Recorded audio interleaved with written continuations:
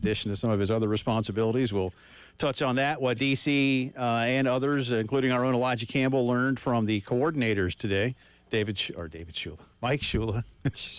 David Shula. Well, David Shula is a real Shula. I didn't make it up. David Cloninger, Mike Shula, exactly. David Shula, That's Mike where Shula. I think my head was in there somewhere. I know where you're at. Mike Shula, Clayton White, Joe D., all speaking today, so we'll have some comments How from about them. David Shula? Anybody hear from David Shula today? No, not today. You sure? I haven't. He didn't call me. I didn't get a text. Mike he might talk to his brother every day. I don't know if they get along or not. I hope so. I always say that to my girls. That the Shulas get along? Right. You see it too. There are, whether it's public stories or whatever. And I'm not talking like reality shows or anything like that. You mean real life? Yeah, exactly. Yeah, none of that. But I've heard some stories of like siblings that no longer get along or just don't, and I always say to my girls, please, whatever. Don't bring it to your mother or me, right? But whatever it might be that you feel could begin. And so far, my girls they're awesome, and they're between 26 and 18. But they, if something is ever on the horizon that any of you can sense that would be some impediment to a better relationship or a continuing relationship or whatever, like get rid of the impediment. Find out what you can do. Don't let 20 years from now. I hate my sister. Yeah, don't let that impediment grow. Yeah, I don't like. I always that pains me to see. And I'm an only, so maybe there's that part of it. I don't know. I know some siblings who they'd speed the car up. To run over each other. Well, here's the thing, and you've heard me tell a couple of stories of that. I know people me too, around me, and again, not my children, but I do know people. I agree with you. I know of, again, I don't want to say too much, but I know of a situation where one sister may look at another and like if she were on fire kind of a thing. So the old maybe not quite that bad, but nevertheless that you could even. So anyway, I don't know if the Shula boys continue to discuss football. I hope they have a wonderful bond or steak. Yeah, or could be growing up in Miami or whatever. Yeah, well, one knows the steak business and one's still coaching. One coached and left and went in the steak business. Listen, I've only ever been to the Shulas that was in Birmingham. At the old... I never went to the Shulas at all. At the old Winfrey Hotel where we had media days. Dude. Really? Yeah. Seriously? Yeah. They're all gone now, right? Is the one still in Miami? I don't know if the original is still open. I know the one... There was a really popular one at Disney World in one of the hotels, and it's still a steakhouse, but it became some other famous steakhouse. No. But it was over there in one of the hotels, the Swan or the Dolphin over there near Epcot. We never went to it because honestly, there's another steakhouse in a hotel that we stay in that's also. So the Shula was good. Yeah. Oh, Shula's in Birmingham. Really? Okay. Yeah. You know what? Now I got to look and see if the ones there in Miami. Well, see what you've done. Way back in the day, when the company might not have cared as much about our per diem spending on trips like that, Deuce and I went into Shula's one night, and we used our per diem and then some. Very nice. But it was good. I remember the days when they didn't not let you put alcohol in the per diem. Yeah, I still do that. If I typically still do that. There are some Shula steakhouses in Florida. Okay. They're still there. Good.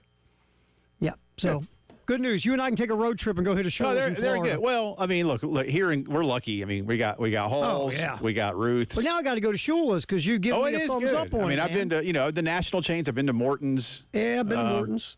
And Bobby Vans in D.C. is Ruth also. Chris. Yeah, we got. Have you been to Ruth's? I know you've been to Halls, but have you not been to Ruth's? Been to Ruth Chris. Those places, I won't lie, I might be in the minority. All those places we're talking about, and again, none of them have a dollar menu. I've never had a bad experience. I've never had a bad steak. They'll take your dollar from you. You just won't get anything for it. That's right. And I guess I'm lucky I've never had a bad steak at one of those places because the money you're paying for that good steak, it's got to be a good steak.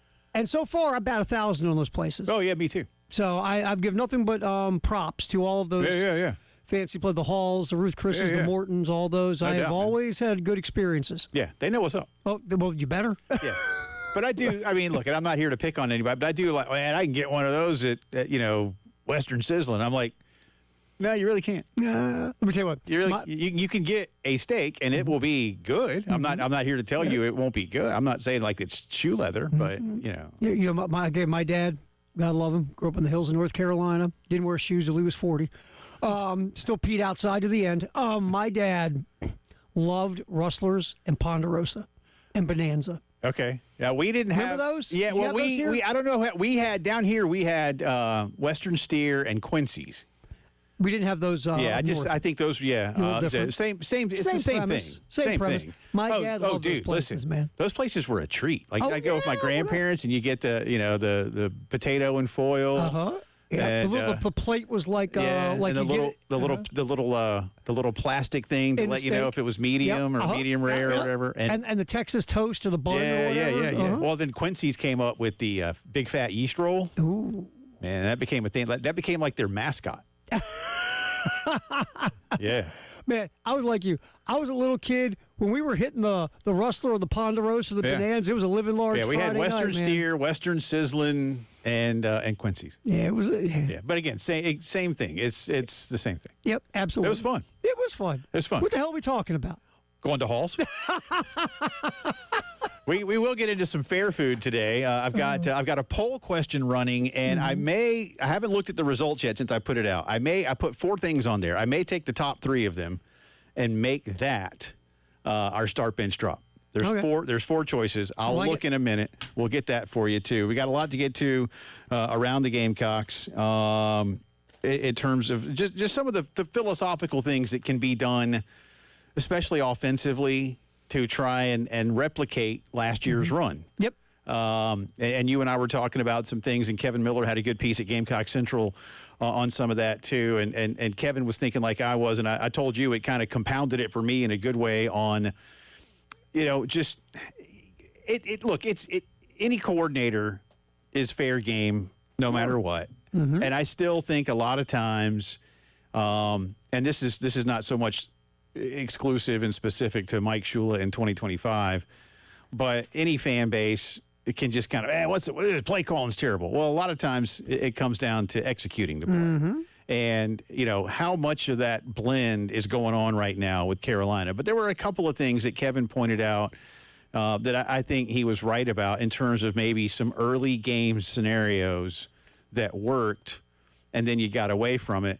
And again, this isn't me being critical. This is me being observational. I'll let others be critical, especially Mike Shula's boss, should he see fit. And fans can certainly have their opinions.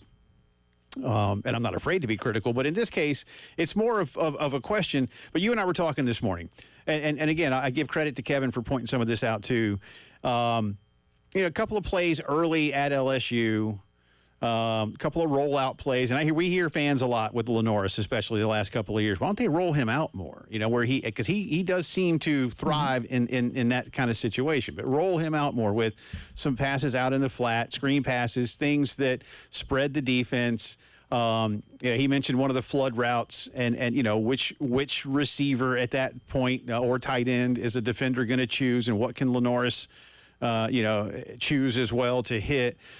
And then you kind of get away from it. And not just get away from it, you just stop, to be more specific.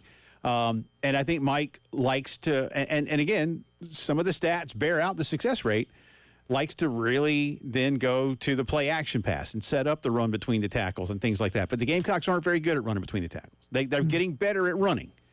The last couple of games, 2 weeks, they have. better. But even before they weren't very good at running, they were good with the play action. And so they're still making a defense bite. So I understand, and that's why I say this isn't really critical. But, can you have further success with some of those things on the perimeter? And what can that do to stretch and spread the defense? And just little, are there things like that South Carolina can take advantage of, that Lenoris can take advantage of? And all of those things can then build toward finding a way for Lenoris to be better through the air. He still just doesn't look completely confident at times. But what more can the offense do around him? And why get away from some of those things that he may feel good about? Again, those plays on the perimeter early that work. How often do you want to come back around to it relative to maybe where Mike feels most comfortable and what he wants Carolina to do? Yeah, I mean, look, I love the play-action pass. If you look at numbers, the play-action pass is the most efficient, effective pass in football, whether if you can run the ball or not, and we've seen that play out here for a team that can't consistently run the ball, and so the play-action has probably been the best play they've run all year in the passing game, Jay, is the play-action, or that boot that we don't see enough, right? That rollout with Linares. But for me, I guess I look at it, and you hit it about, causing stress on a defense. Because the offense, good offenses dictate the defenses. Good offenses put defenses in stress. I always use the line, a good offense makes defenses make bad decisions. And that's really what you're looking to do. And Linares in space forces that. I mean, you have to be a genius to go, that guy's 16. When he gets out there and there's nobody around him, he can throw it, he can run it, he can do both of those things. Now, and you and I were just, riffing earlier. If you're a DB or a linebacker and you're in coverage with a man or zone or whatever, and you see 16 rolling out to your side, and he's got that option of running and passing it or whatever, you got to make a choice. Are you going to come up and stop Linares Sellers from running, or are you going to stay with the receiver? Because then now Linares will have two options on you. And if you got spies are giving up something too, right, Jay, right. In areas when you're throwing the football. So there is havoc and stress being caused to a defense when you're getting Linares out in space, or you're rolling him out or booting him or whatever the case. And I just feel like the skill set of Linares Sellers screams for you've got to use his gifts to impact the defense as much as humanly possible in a football game. Right. Because it's just his skill set is so different.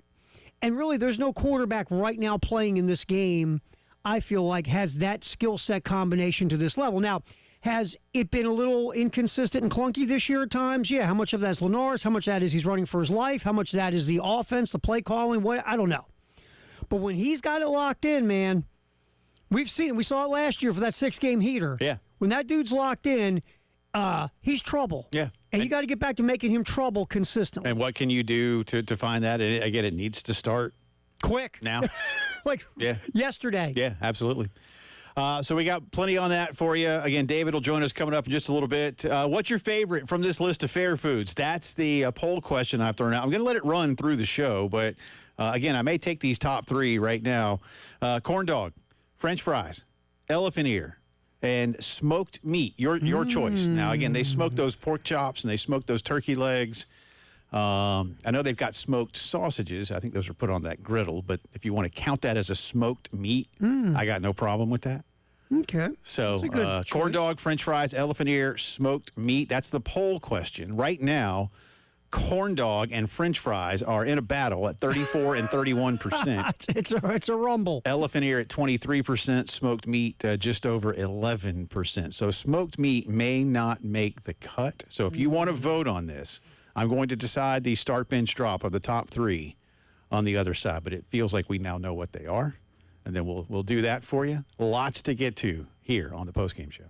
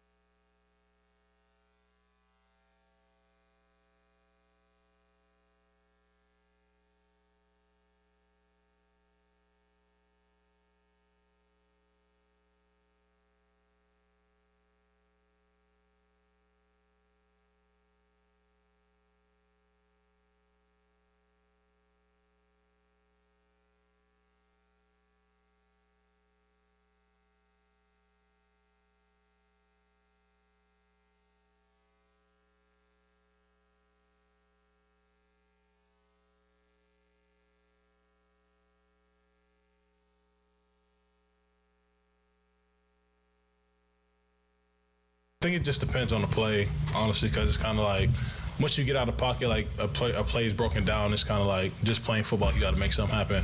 But if it's a design run, it's just kind of like you got to be in the right gap at the right time, just because like you run the counter play, you don't want to go too far outside the A gap because they're opening up a hole in the A gap, stuff like that. So you got to be a little more patient from that standpoint of it.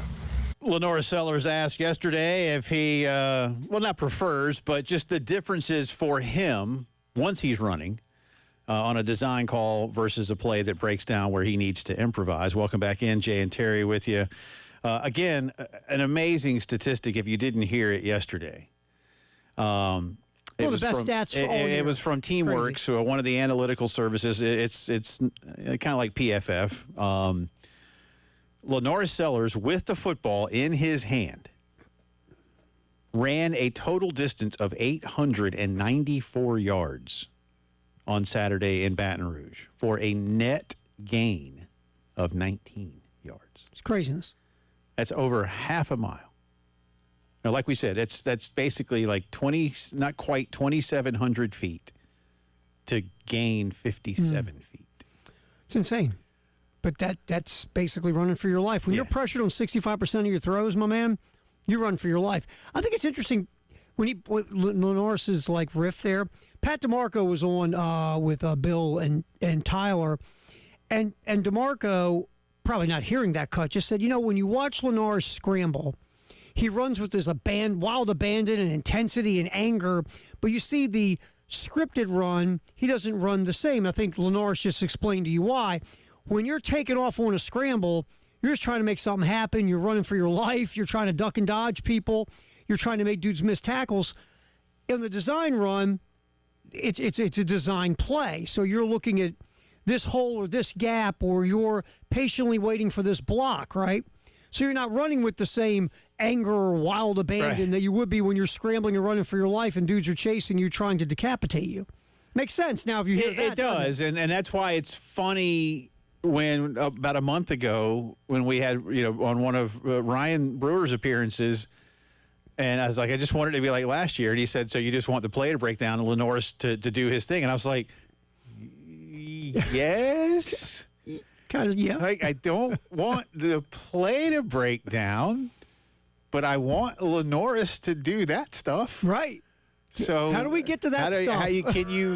Can you have it both ways? I don't know. I mean, even Lenore's is like, you can't really have it both ways. Yeah, I don't know if that's really what he means when he says that. Right? Could you see Lenore's comes in and Shula goes, look, I got a great idea for some new plays. Well, we're going to let the offensive lineman just not block. Right.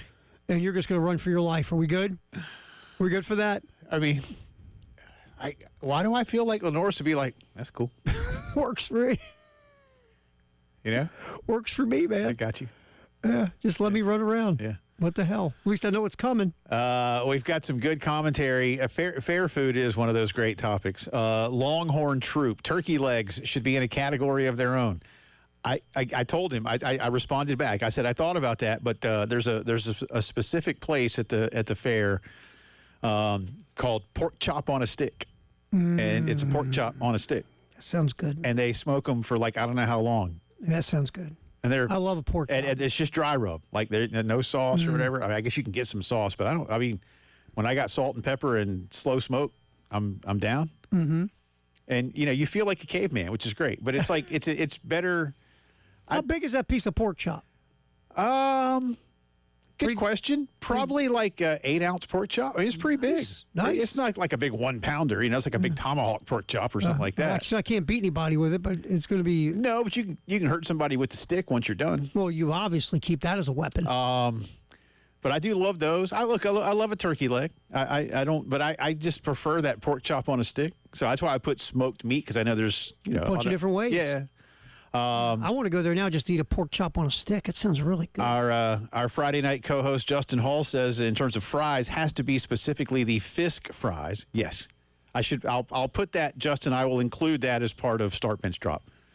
With all due respect to other places that sell fries, one time, I don't even know when, Terry. Mm-hmm. High school. Mm-hmm.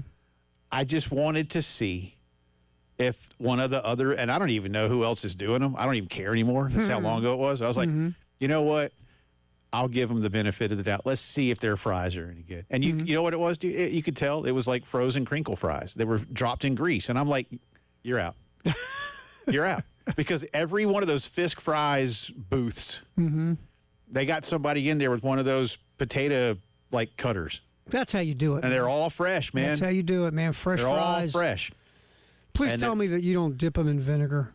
Oh, heck yeah. Oh, God, you're dead to me. I don't dip them. No, you cover them in vinegar. Yeah, you get the cup, you shake the vinegar in, then you put salt all over it. No, you don't. You just skip that. The vinegar is vile. Oh no, it's delicious. No, it's not. Yeah. No, I don't even. No. In fact, it's funny. I remember again going back to my youth when I was a ute. Your youth. I remember wanting. I remember wanting to put. I don't even. I bet you I was in elementary school. Came home. My mom used to love to make homemade fries as well, and homemade onion rings. Well, she made homemade fries one night, and I was like, I want to put some vinegar on them, and she was like, oh, that's only good at the fair. I was like, what do you mean? And I wanted to try it, and then they were fine. And she was like, well, it's the smells of the fair, the sawdust that makes the vinegar taste better at the fair. And I'm like, smells? It's kind of like the Eddie Murphy bit with like, ain't no green pepper at McDonald's. It's like, it's sawdust. Like, what are you talking about, Mom? These are good. It's just It's so funny. But so she did not. She's more like you, I guess. Like I just can't do the vinegar, man. Oh no, I don't. I got and like to have like English, like with malt vinegar, like they. I can't do vinegar. Yeah, no, it's good. No, but I love those kind of fries. And like at the fair, the beach. Yeah. Awesome. And then Albert says corn dogs are such an underrated food. They should be more readily available throughout society. Yeah. I'm here for that.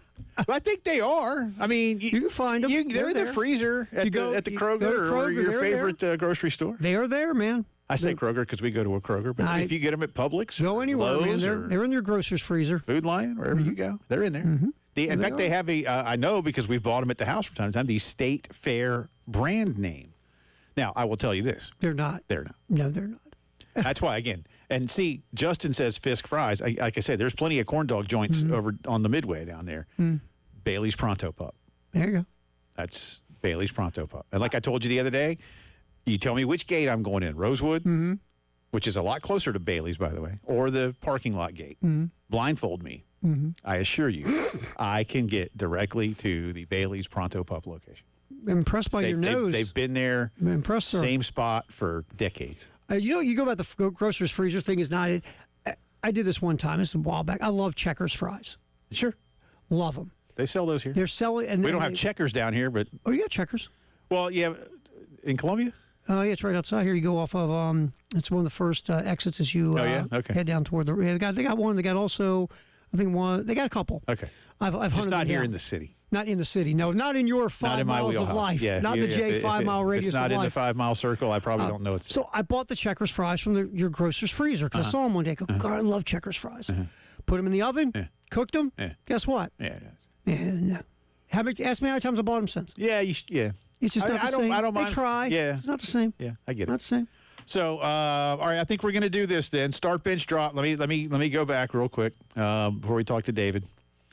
Yep. Okay. So, start, bench, drop is going to be corn dog, elephant ear, and yes, Justin, we will specifically for the South Carolina State Fair, but I know they go to other places too. The Fisk fries.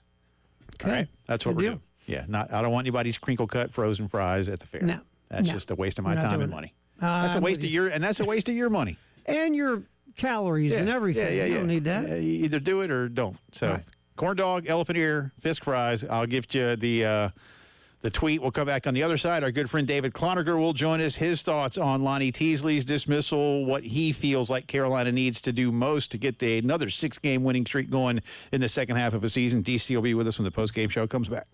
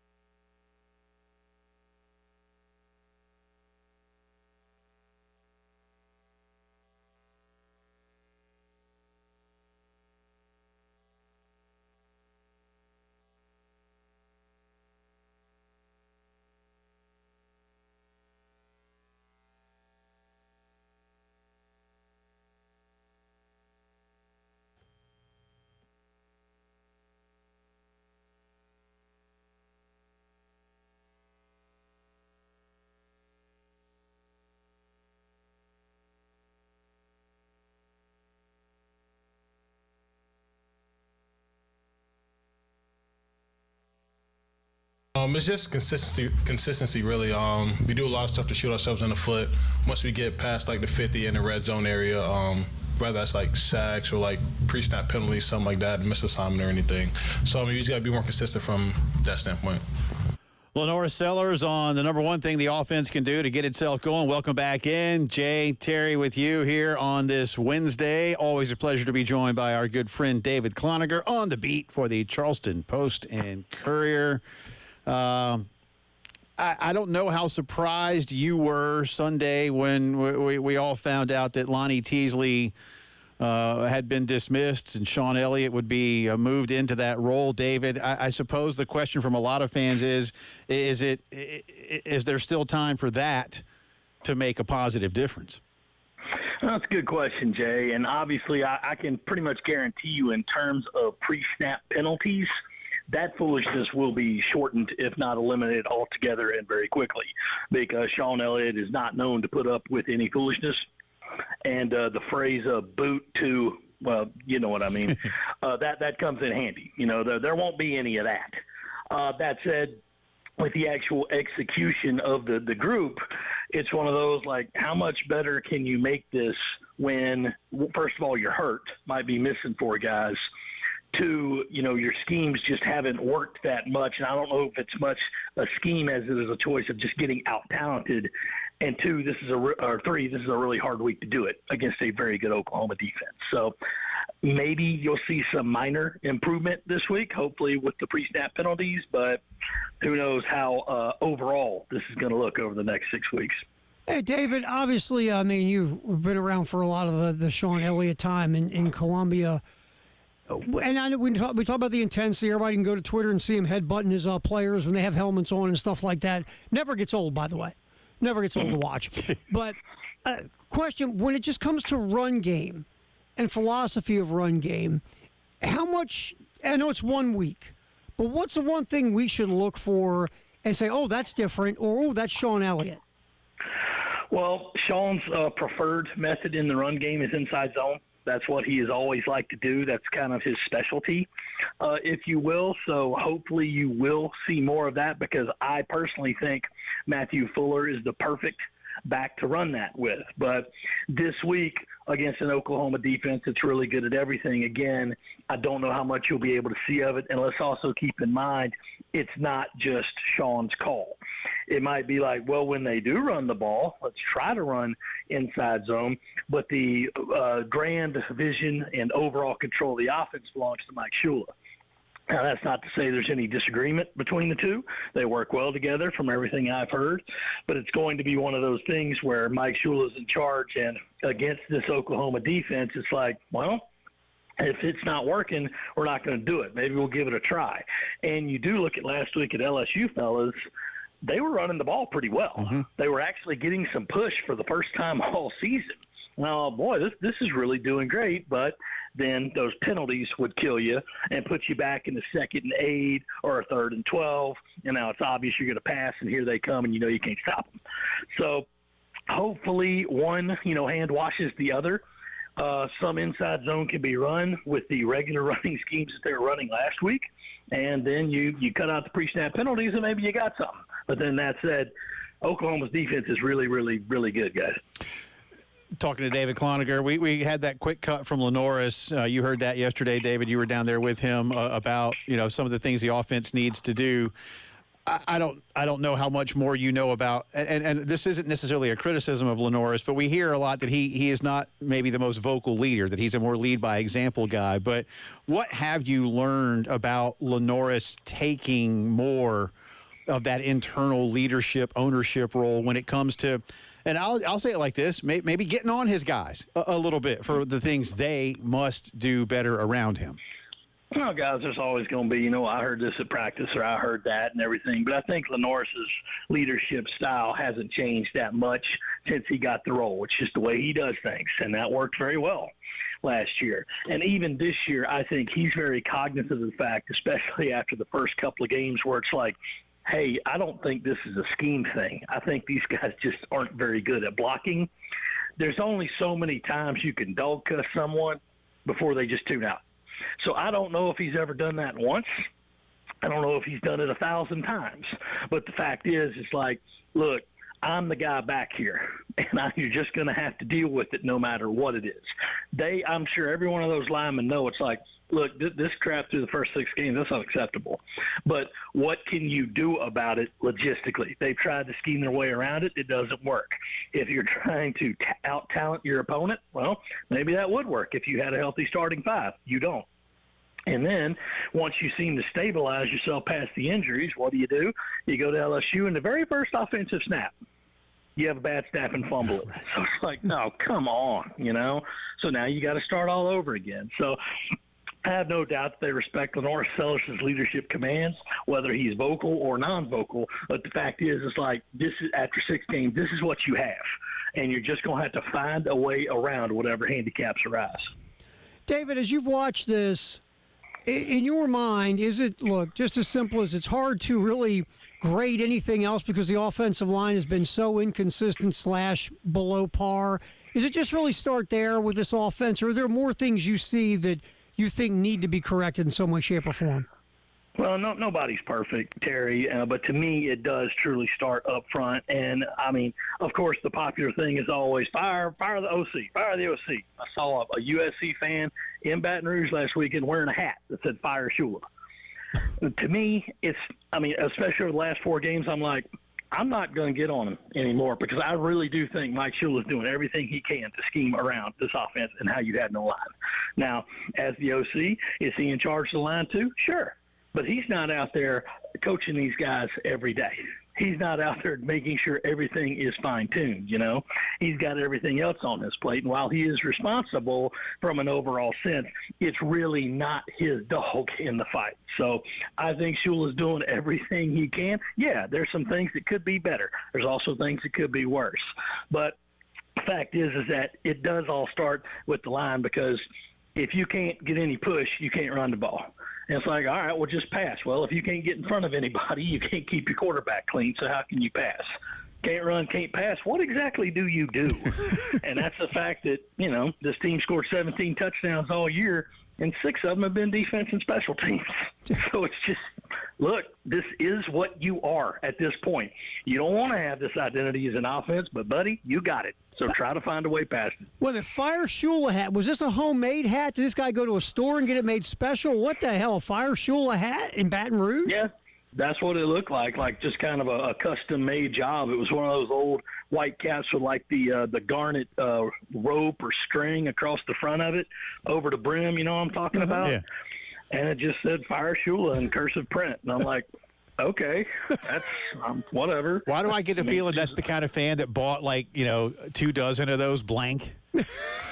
I mean, and he probably got a Juice Wells jersey too. What are you gonna do? But it's just one of those things. And I didn't say nothing to him. I was waiting to go, have a beer or something. I was like, all right, whatever. I'm not gonna put that on Twitter because I don't want no trouble. But right. I get it. It's the popular thing to blame the OC, and he's not perfect, but I really think he has done everything he can to this point. Yeah, that's one of the things we've talked about. I mean, some of this comes down to execution, and some of it just comes down to the limitations of personnel. So, again, but what kind of changes can they affect this weekend, as you mentioned, David, against a very good, a very active Oklahoma defense? That'll be a big mountain to climb for a lot of folks. All right, before we get you out of here, I got about a minute left. Have you officially submitted your name to be the next manager of the Atlanta Braves? I have, actually. I've not gotten a response. But I did say, listen, if you want to win, you'll call me because I got a great plan. Every time you lose, you forfeit your game check. That'll cut out foolishness pretty quick. So I like that philosophy. That's good. And if it's on me, I call a bad bunt. Okay, then it's on me. I'll forfeit mine. And I'll tell you what, I'll give you a bargain. I'll do the job for $200,000. Look at that guy. That's it. Look at that guy. And you can use the money to go get some top flight pitchers in the bullpen. Look at that. See, I thought you'd go fair food with David. Well, I can real quick. All right, now I do. I seriously have about 20 seconds for you. Start, bench, drop. Corn dog, elephant ear, Fisk fries. Start, bench, drop. Corn dog, start, Fisk fries, bench, and elephant ear drop. Gotcha. I got no preference to eat just a big wad of dough. Yeah, I'm down with that. He is David Cloninger, DCPNC on Twitter, postandcourier.com. And again, make sure you sign up for David's newsletter if you hadn't already. A lot of good insight in there every single week. Appreciate you, sir. We'll see you soon. Appreciate you. Thanks, David. Thanks, guys. Thanks for having me. That's Future DC. manager of the Atlanta Braves right there, bub. Yeah, and for cheat too. All right, a lot of you weighing in. We'll get to some more start, bench, drop, and fair food fun and the Gamecocks when the postgame show rolls on.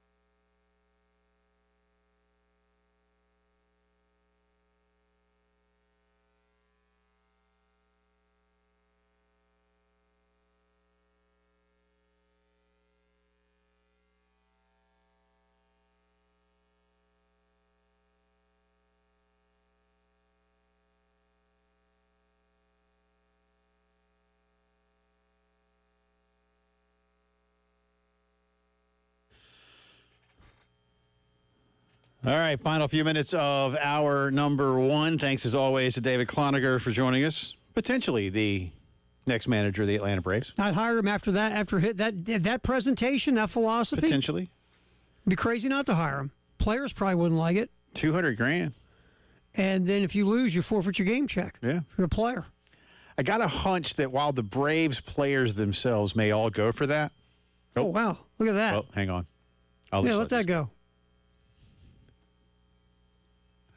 Okay, we so will what are open you the talking vault. about? Even if the Braves players themselves wanted to do it, I think the union would probably have. You think the somebody step PA in. would not be happy? Yeah, I think somebody would. You know, the MLB PA, strong. yeah, the best one.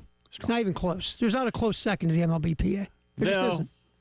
I don't know. NBA's getting stronger. And the thing about the NBA is it's already just a players' league anyway. That's the thing. And the thing about the NBA PA, it is so driven by superstars like no one's business. Yeah. It's crazy. I mean, they all are to a point. Yeah. But I think baseball truly looks out for the rank and file more than the rest of the others. And Langston's told us that I think the NFLPA is doing a much better job of the rank and file as well.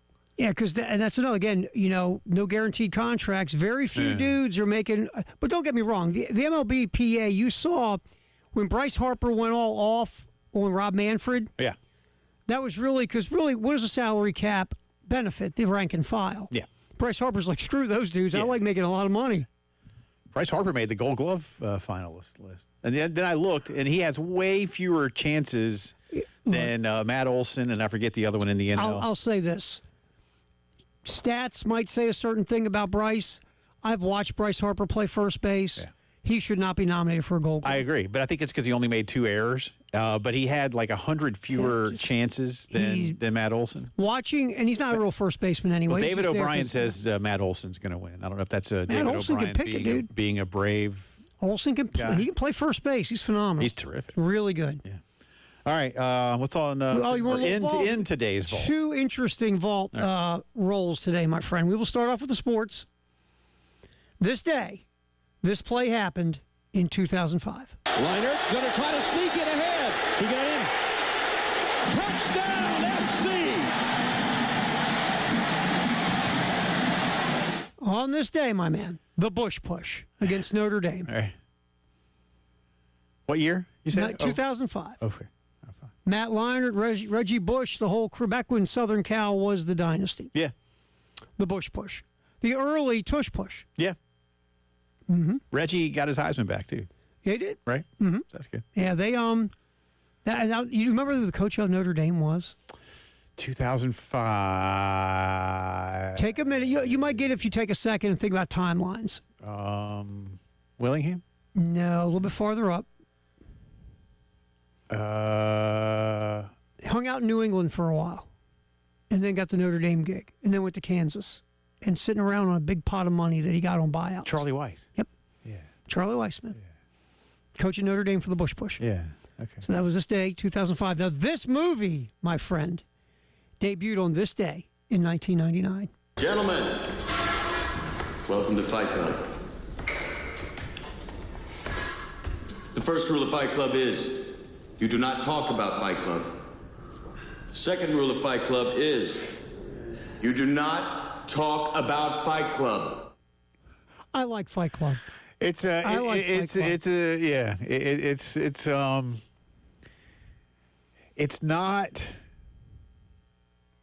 Roadhouse. No, but it's got the elements. It's not quite as campy as Roadhouse. Yeah, it's not. But it's got a little like a wink. And I don't mean to compare them directly, but it's just there's that. It got a little wink in its eye. Yeah.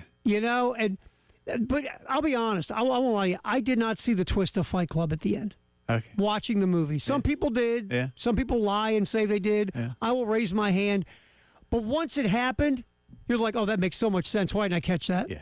Am I right? It's been, and if again, we can't. Fight Club is. I like it. It's one of those. That's why I say it's in that. I like it. It's in that Roadhouse, Point Break, that kind of like if it's on, you should. Oh yeah, you get kind of pulled into I was it. going to say that's what I was going to say. Yeah, you don't think about Fight Club. You never go, man, it's one of my 10 favorite movies, Yeah. or hey, I got to go watch it. But if you flip around and your thumb hits Yeah. it, I don't know how often it's on anymore. not that much, but Yeah. when it is, you get sucked in. Yeah, it's one of those. Fight Club is one of them because Brad Pitt is really good. Yeah.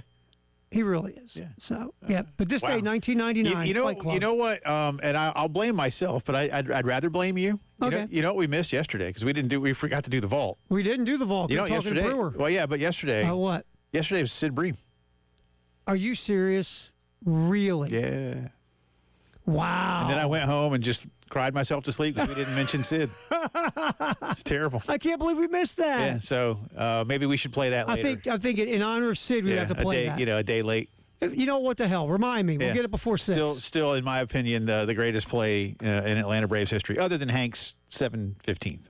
Hour 2 coming up.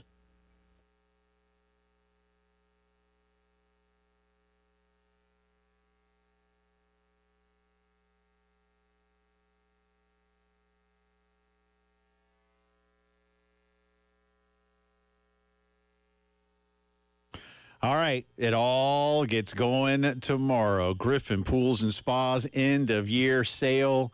I'm just going to add the word extravaganza because, check this out. Discounts, factory incentives on all spas just in time for the fall season. They're going to have factory reps where you can save thousands on in-ground pools from Latham fiberglass pools, Imperial vinyl pools. Be swim ready for next year. Go ahead and get it done now. They can still go ahead and build that pool now. And I know you'll be anticipating it for a long time, but then think about how cool that'll be. And if you want to jump in and cold, be one of those polar bear types, you can do that. They don't mind. That's up to you. I wouldn't recommend it, but whatever you want to do. But the end of year sale at Griffin Pools and Spas starts tomorrow. Go out and see them. See these factory reps. Learn more. 1348 North Lake Drive in Lexington, steps away from the Lake Murray Dam. And you can get more info right now and every day at griffinpoolsandspas.com.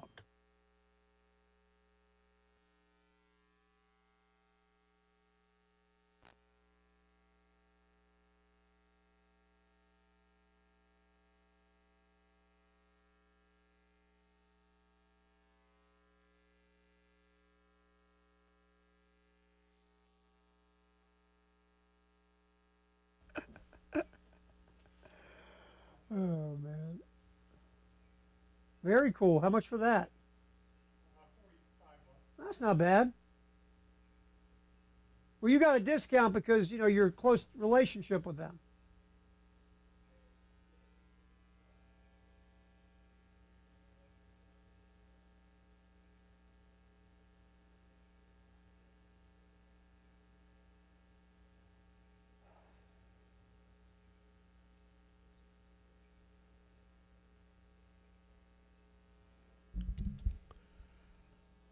Few accidents to get to this afternoon so far. Emmanuel Church Road at Platte Springs Road. Also Garner's Ferry Road at Pineview Road. Pickens Street at Blossom. US 176 Broad River Road at I-20.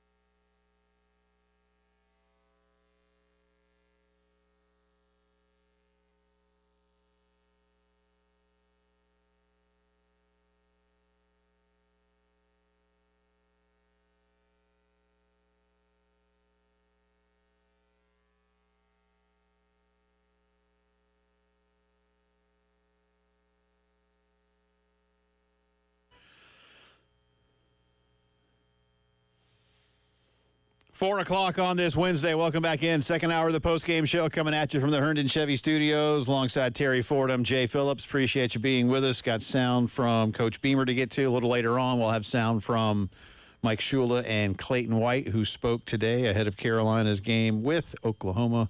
South Carolina remains a 5.5-point underdog at home. 45% chance to win this one, according to the ESPN computer. I like their opportunity. I think David pointed it out, and Shane said a lot about it yesterday. Just, this very active Brent Venables defense will find the places where Carolina is already having little success and do what they can to force them into those lanes. And, what can Mike Shula do? What does a new voice, as Shane said, more than anything else, at least in the first week, what does a new voice in the offensive line room do? And you ask a good question of David about Sean and the inside zone run game and how he wants to try and prepare for that. And that comes at a time when South Carolina has run the ball effectively in their last two games, at least more effectively than they. Yeah.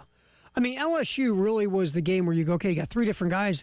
Look, again, sack yards off the run game is the most asinine. I'm done with it, by the way.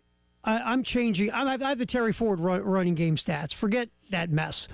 Linares ran for over 60. Faison ran for over 60. And Fuller ran for over 60. The Kentucky game, yes, it was better, but it was really Linares because the rest of the running backs are averaging, Jay, around 3 yards a carry. You saw multiple runners be successful in the LSU game.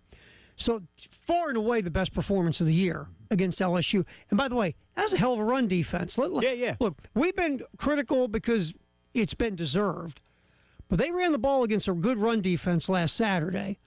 And, again, they just, like you call it, self-inflicted wounds that crushed them in the LSU game. You're inside LSU territory 5-6 times. You come away with 10 points. Yeah. And really only came away with 3 because the touchdown run was 72 yards.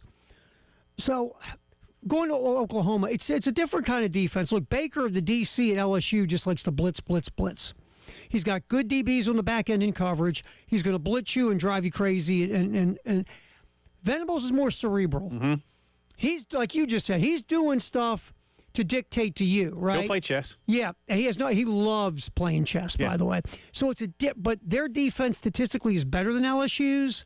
But it's a different type of defense is what they're running. Well, and he can lull you in. That's what I'm saying. He can lull you into certain things to where he then, again, as I say, forces you almost funnels you into where you don't want to be. Exactly. We talk about we want to see the offense dictate to the defense. Yeah. Well, Venables is dictating to you to make those bad decisions. Yeah. So it's just a different type of philosophy, but that defense is stupid. Yeah. I'll get to this at some point in the show. You asked me yesterday to see if I could find the defensive efficiency numbers for teams in the second half. Right.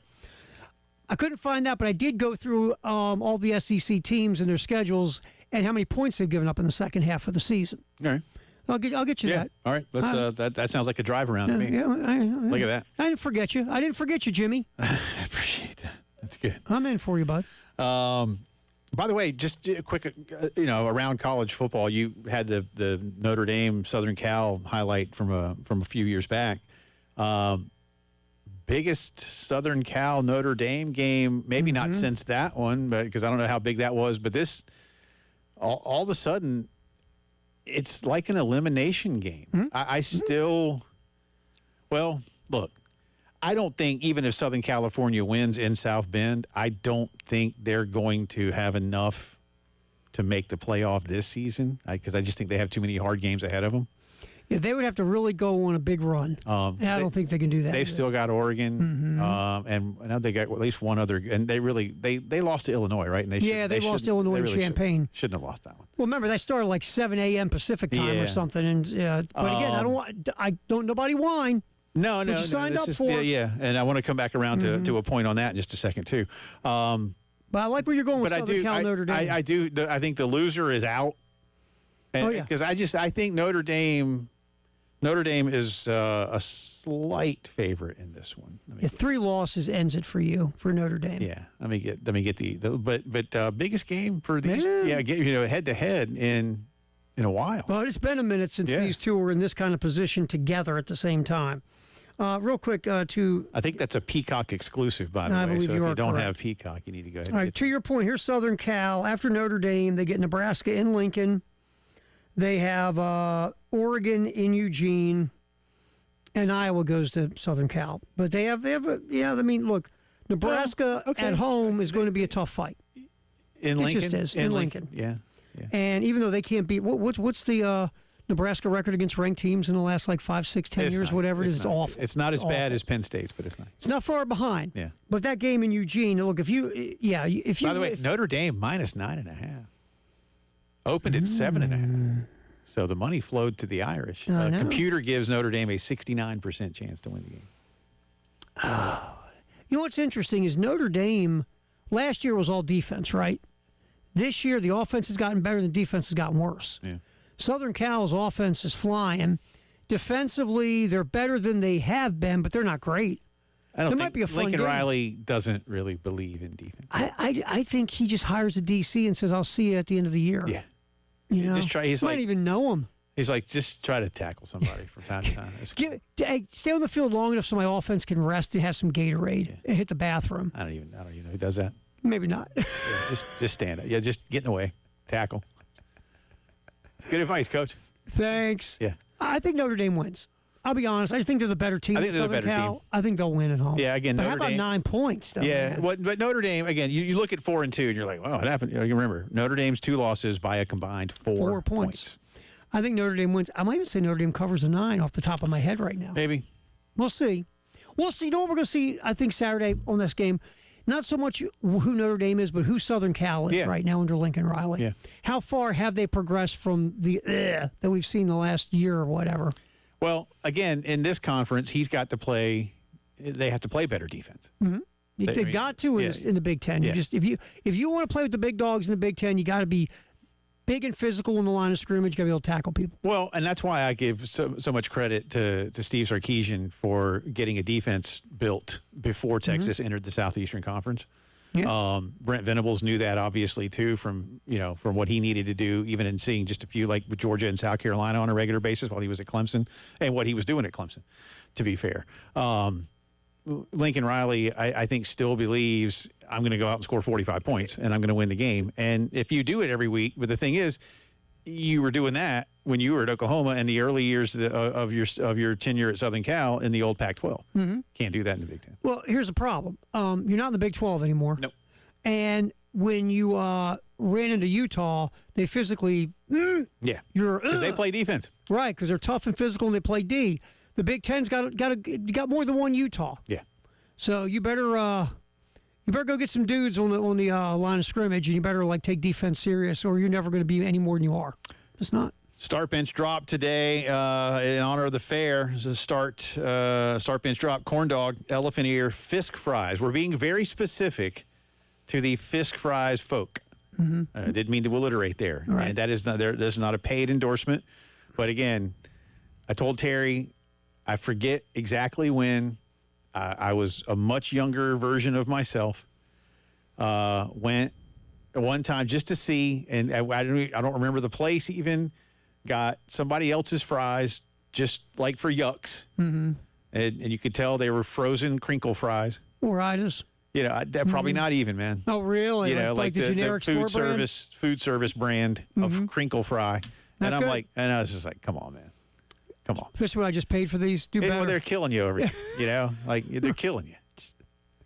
Because again, at Fisk Fries, again they got a dude back there all day Slicing doing taters. nothing but putting potatoes in those things and just turn them into one potato into 40 French fries. Right. And that's all that guy or lady does the whole day. You think like a tennis player, that one arm is so much bigger, that forearm is more is like giant, like Popeye, because that's all you're doing all day. Right. Is that one giant forearm? Hopefully they switch. Just every once in a while, right? God, rest it. Yeah. Or you just have to. Maybe they can do like 10 at once and they just pull it. Oh yeah, like a double. Yeah. That's extra level right efficiency. there, man. So corn dog, elephant ear, Fisk fries. Let's see. Always Cocky says start the fries with the vinegar. So you don't. I know Terry, you don't like that. Bench the corn dog. Drop the elephant ear. He says too much sugar. But still a tough drop, yeah. Real quick, because just in case someone doesn't know what an elephant ear is. Yeah, big, just a big blob of fried flat dough. Maybe with some sugar, some cinnamon. It depends. Like that, I mean, I prefer the melted butter cinnamon sugar.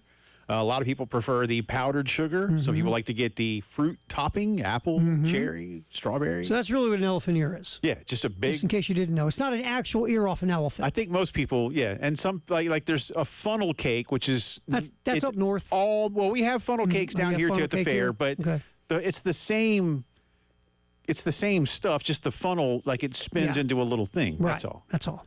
But it's the dough. same. It's dough. It's the same dough. It's wonderful fried dough. Yeah. Yes. Yeah. But yeah, elephant ear. Yeah, I think everybody pretty well. If you Just if you making don't. sure, man. Yeah. No, I get you. Just making I get sure. you. We have to do that from time to time. Every now and then. David says, start the corn dog, bench the fries, drop the elephant ear. Says something about a fair corn dog that can't be beat. Amen, brother. Amen. Yeah, people love corn dogs. That's what I'm saying. If you get me a store-bought frozen corn dog and heat it up in the oven, now don't put it in the microwave. Oh God! Don't put it in the microwave. No. That's an abomination. Yes, absolutely. I will do this from time to time. When the girls were really hungry when they were little, what you can do is you can put the corn dog in the microwave for like 30 seconds and thaw it, and then finish it in the oven like in half the time. That'll speed you up at least. But don't wrap a corn dog wrapped in a paper towel and then pulled out of the. Even if they tell you can. No, don't do it. There's certain things in life do not belong in a microwave. No. And Queen City Spurs says, start the elephant ear, bench the corn dog, drop the Fisk fries. All right. And again, we're being specific to the Fisk fries. So if you've never had them, then you might just want to drop them. And look, if you've never had that name, but basically real potato cut fries. Oh, they're off the hook. It's just ridiculous.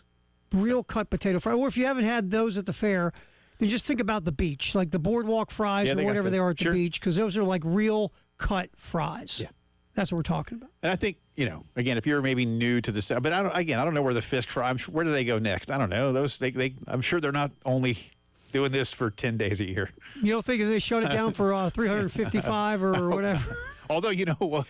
They might make enough money, bro. I mean, really. They might make enough. So, anyway. All right, so have fun with that. Come back on the other side. Speaking of the Big Ten, they're very close, or so it seems, to deciding on, if not a private equity firm, at least an ability to be infused with cash. We'll give you the latest on that, but really, too, what are the ramifications? What's the ripple effect on the rest of college athletics? This is not a football decision. It may be primarily, like everything else these days, driven by football. But I got a couple of thoughts on this, including what might happen in a conference much closer to us. You're listening to the postgame show.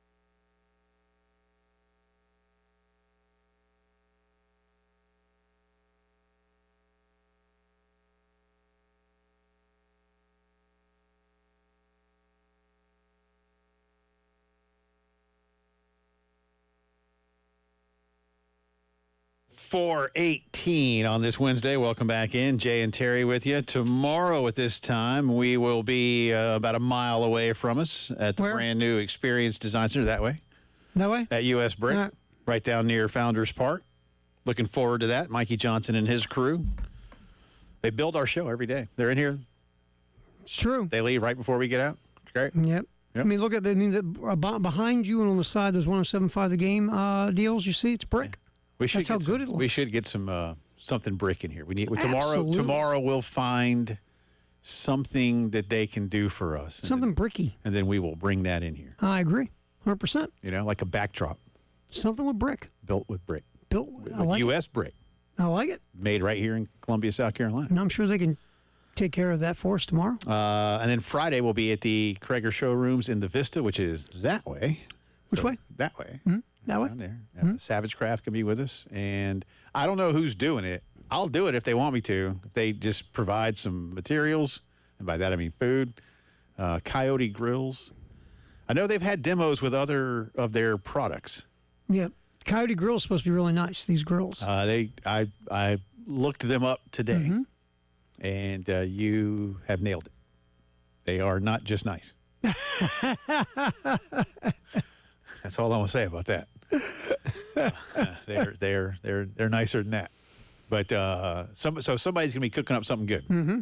Maybe it's a rep from Coyote Grills cooking on a Coyote Grill. You know, again, if they want me to do something, let me know. Step up. I am, without trying to sound too whatever. I'm rather proficient. You know your way around a kitchen. I do.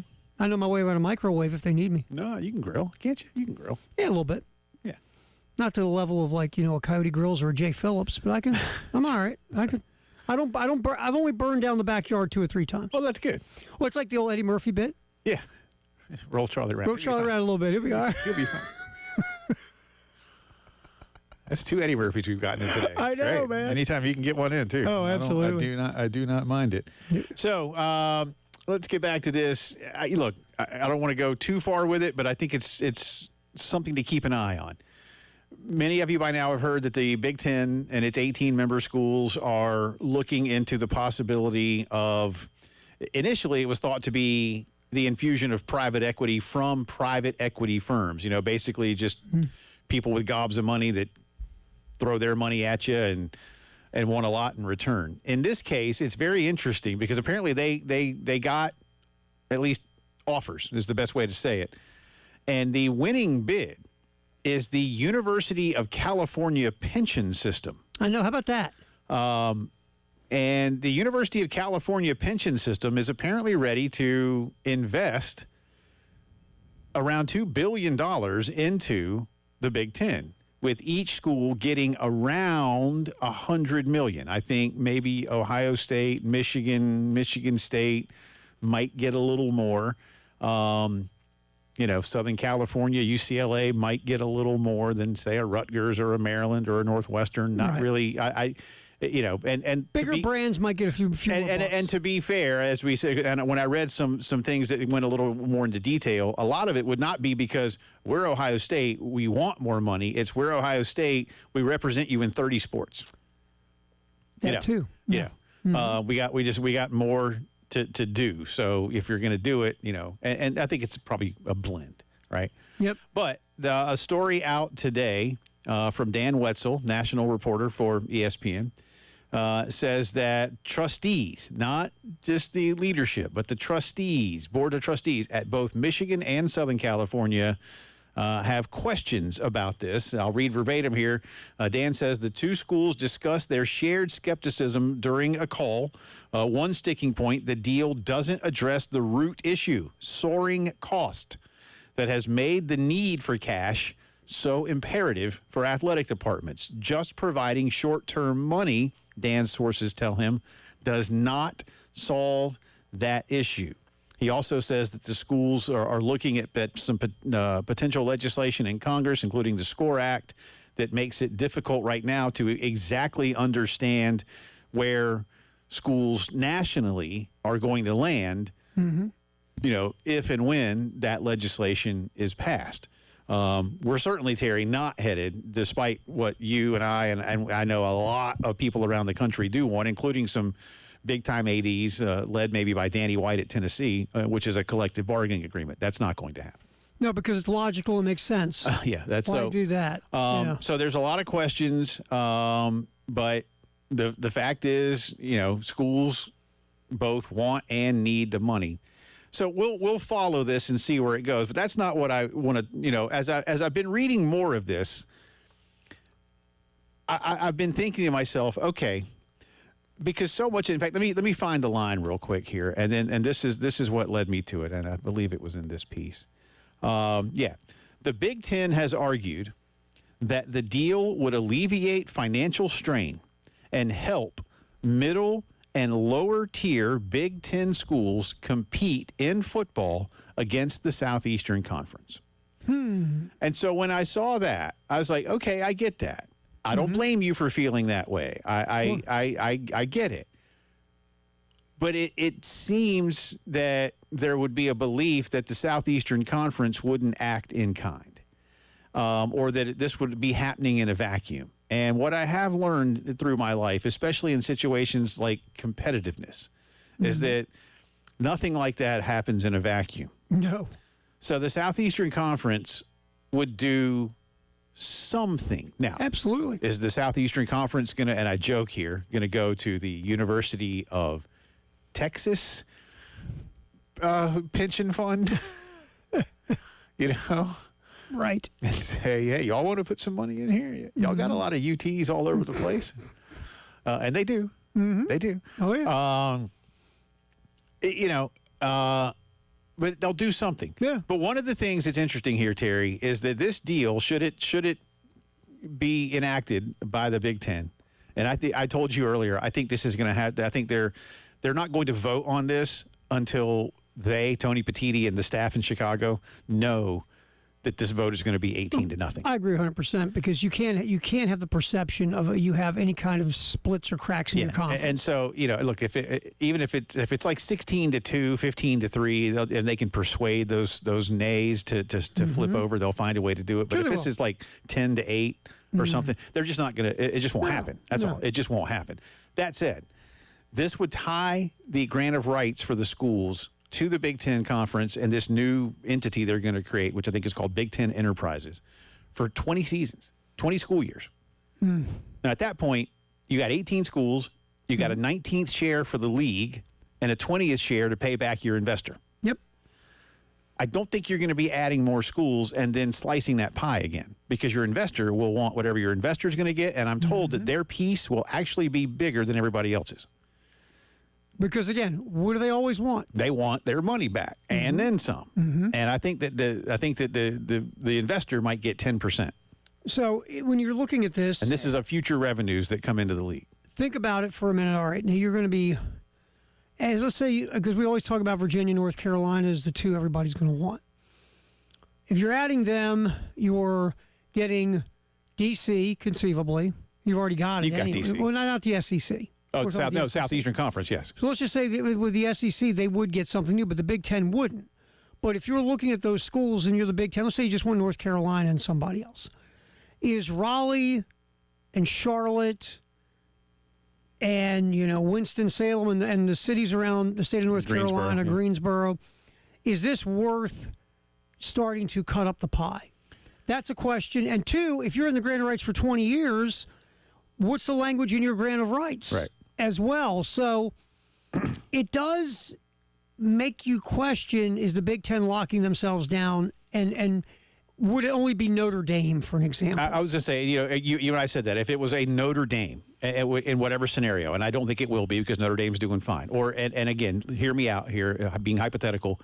If Texas went to the Big Ten and said, you know what, we want to leave the SEC and join the Big Ten, they would find a way to let Texas in. But if Kansas said, we'd like to join the Big Ten, they'd be like, yes, sorry. And I even think at this point, I don't know if North Carolina and Virginia are going to do it, but does the Southeastern Conference, and this is where I'm coming to, for the ripple effect, then go, okay, let's also go to 18. Let's also lock everybody down. Let's go get North Carolina and Virginia, and we'll lock them in now. Then we'll have 18. And you get D.C. And then you get those two states, which, again, states of North Carolina and Virginia combined have more than 22 million people.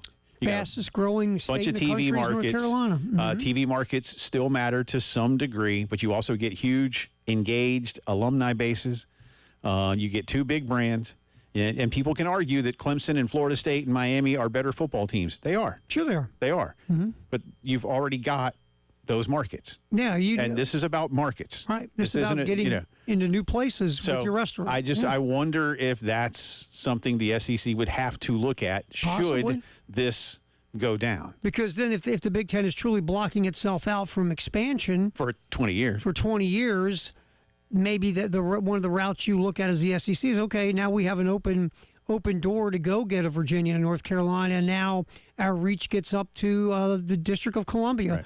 Right. All of a sudden, that brings something for you. And then finally, the SEC network would actually be home in an SEC state, which it is currently not. And then guess what? You would also get Bill Belichick and his girlfriend. Yeah, now he'll be gone by then. I know. We'll come back with some more sound from Coach Beamer as the post-game show rolls on. Just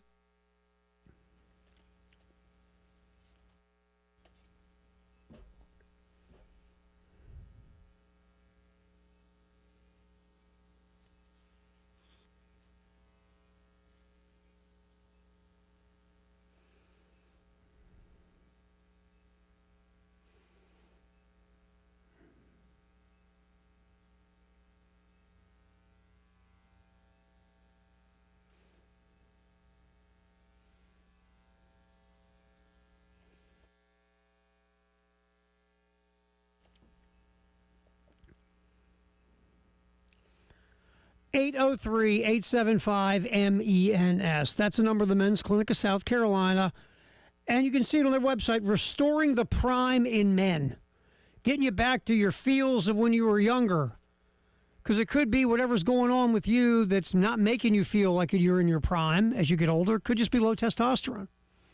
This is one way to find out. Again, it's 803-875-MENS. You call the Men's Clinic.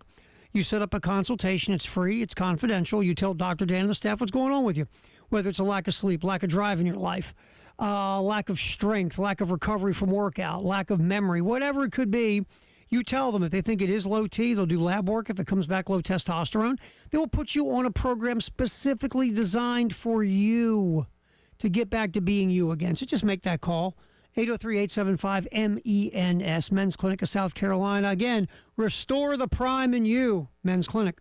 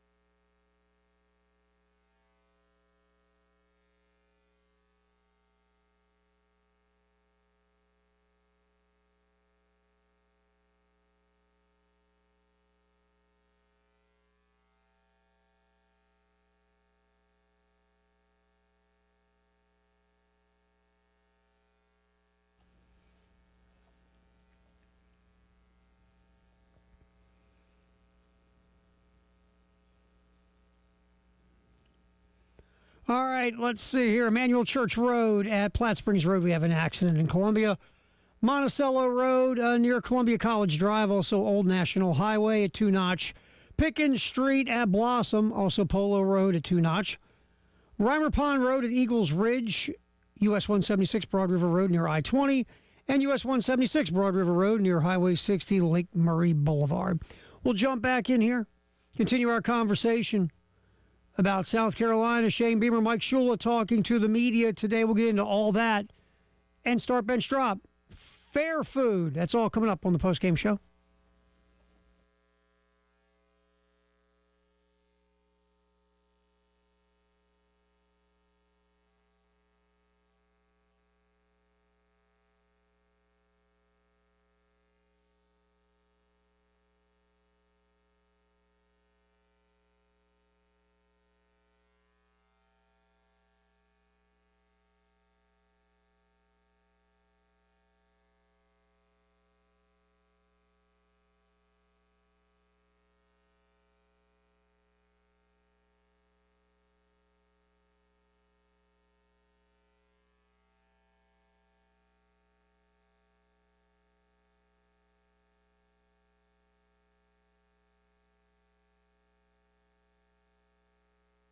Welcome back in. Post-game show rolling on. 25 minutes in front of 5 o'clock on this Wednesday. Jay and Terry with you. Again at Krieger Showrooms Friday for the tailgate show. Looking forward to that. And U.S. Brick, the brand new design center tomorrow. We're going to be busy next couple of days. See if we can find a way to get them to design us something with brick. I think something for the game and the post-game show, a couple little bricks. Yeah. I think this should work. All right. Or maybe they can just put us up a brick wall inside the studio there. That's kind of what I'm thinking. I like that idea. Yeah, that's kind of what I'm thinking. I would like a wall that has our logo on it. Absolutely. Yeah. I think that could work. That'd be cool. Or like maybe a big mural of all of us. That a brick mural of the staff. Yeah. Or just Dave. That would be an interesting mural. Like the old Dan Patrick Wall of Morale. You know, where the Wall of Morale was the big posters of the swimsuit The covers. Wall of Dave. Yeah, so instead we have a Wall of Dave. The Wall of Dave. Which is like morale. Yeah, well, I think morale, I think Dave. Yeah. Absolutely. Sure. First thing comes to my mind. All right, let's go to today's list from Shane Beamer. We didn't get to this one yesterday, but a lot of people asking, number 6, Terry, on today's list. A lot of people asking about just, putting the ball in the right people's hands. And Shane gave a pretty long answer. I think this is based primarily off of Matthew Fuller just seemingly getting lost in the shuffle after having a really good first half. Again, this is a longer one, but there's a lot of good stuff in here from the head coach. Yeah, I'm glad you asked that. So we meet, you guys know, we always meet on game days as a staff, and we talk about a lot of different things, the coin toss and overtime and what I want to see offensively, defensively, and special teams, so we're all on the same page, and injuries and recruiting and whatever. But we always finish the meeting with, how are you going to play the players? So Clayton White, tell me how we're rotating the linebackers, so I know and everybody knows. Joe D knows from a special teams standpoint. And then same thing, Coach Blackwell, tell me how we're going to play the running backs. And what he said is what he did, and I knew that. It was, Sewell's going to start. We're going to get Matthew in there early, and then Oscar has his role also, and that's kind of our 3 guys, and then Jawarn Howe's ready to go as a 4th guy along with Bradley Dunn.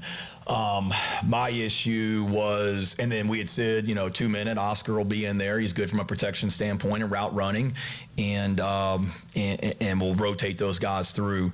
My issue was Matthew had the long run, and then I think it was, I went back and looked on Sunday, I think it was like 16 plays before he was back in there again. Now, the very next series was Sewell, went the very next series, and then I think there was another series where Oscar came in after that, I believe, and then right after that, Matt did get in for a couple plays, and then I think we went 3 and out, and then we were right back into back-to-back 2-minute drives. We had a 2-minute drive, we had the punt, pinned them deep, used our timeouts, got the ball back again. So you had back-to-back 2-minute drives and a drive after Matt's touchdown. So I understand what we were doing. It was more not I wanted to see Matt in there in the first half and they went rogue and didn't put him in. We were doing exactly what we said. It was more just a point of emphasis at halftime. Let's get Matt Flora the ball in the second half, along with our other running backs. I mean, Sewell ran the ball well, and Oscar did some good things, and we did get Matt in there after that run, but would have liked to have, if Sewell starts the next series, and again, Coach Blackwell's the running back, and I'm on the headphones, and if I want Matt in the game, I'll say get Matt in the game. Don't misunderstand what I'm saying, but, maybe, Sewell went in, and I'm great with that, and then, Oscar had a series, but we certainly need to – Matt just has a long run. Need to find ways to just continue to get him in the game along with those other running backs also, because we got a lot of confidence in all of them. It's an interesting question, and I think Shane is going to demand a better level of in-game communication because of this. I think a lot of people were right to question Fuller's absence. Sure. I think Shane is trying to say there it wasn't done on purpose. In the sense that, okay, you've had your role. Thank you for your participation. It was done on purpose in the sense that they had a plan, and that maybe the plan needs to be more fluid. And I get it because I think one of the things that we talked about going into the game, based on the Kentucky game, was all right. Look, Fuller's showing you something, and they clearly agree, Terry. But he also made mention, and I think part of this is fair too, and we'll probably learn more this weekend, but he mentioned 2-minute package. Oscar's in there because Oscar's really good without the ball. I mean, he does some of the dirt. He's a good blocker. Yeah. I mean, he can. He said blocking. He said protection and route running, and sometimes route running again is the occupation of the defense, not just that you're going to go get open, right? Right. So somebody to account for. Oscar does those little. It's almost like moving without the ball in basketball. Yeah. He does a lot of those little. You still dirty need to work pull things. a defender. Yes. I mean, I think a lot of sports do that. I see it in soccer all the time. They make a run, pull a guy over, create space for the other guy. Clear space. Yeah, you do it in basketball all the time. So. That part I get too, but it did feel like somehow, some way, it was just like, because that's a lot of elapsed time and play calls before Matthew Fuller made his way back into the game. And this is not taking up for anybody, but I think sometimes you get a game plan together, right, Jay? And you want to do this, this, this, and this, and that's your goal in your game plan. And you come in, and the words of the great philosopher Mike Tyson, you get punched in the face, right? If everybody's got a plan, you get punched in the face, which is, if you think about it in theory, yeah, it's true. It's really one of the great sayings of all. In anything, like if you get punched in the face, things change, right? Yeah. Whether you come back strong or you don't get up, things change. So I think once you get into that chess match, that battle, whatever it is, and you have specific things in a game plan, and you go in with that. Maybe sometimes you are so zoned in on that game plan and to check the boxes of what you have on that game plan that you don't look at the big picture, like the 30,000-foot view of what's going on around you. Right. Because you're so focused, okay, we got to get Adaway in right here. Okay, we got to get Rasul here. And because that's in the game plan, right, that you don't stop and go, wait a minute, Fuller's on a heater. Just get him back out there and let's run him until they stop him. Yeah. And I think, like, because we always hear that, right? Yeah. Like, if the guy's going hot hand. Yeah, feed the beast. But I do think that there are some instances where you get so caught up in your goals through the week that you're going to do during this game that maybe the most obvious thing right in front of you, it's not there. It's like if you were in the middle of something around 20 miles an hour and you can't find your keys. Yeah.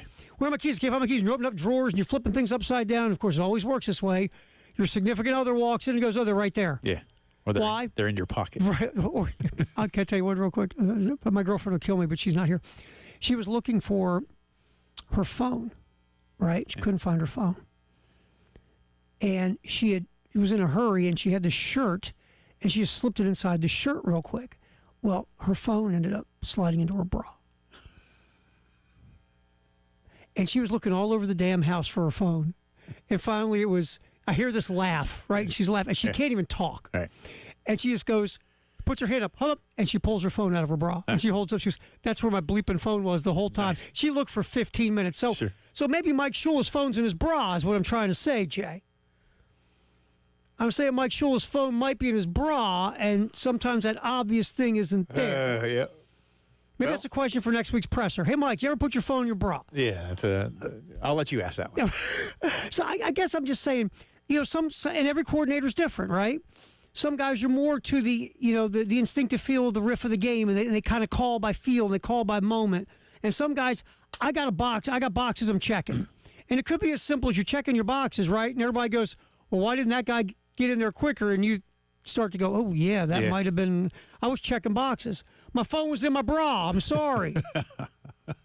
We'll have more from maybe from Mike Shula. Not on that.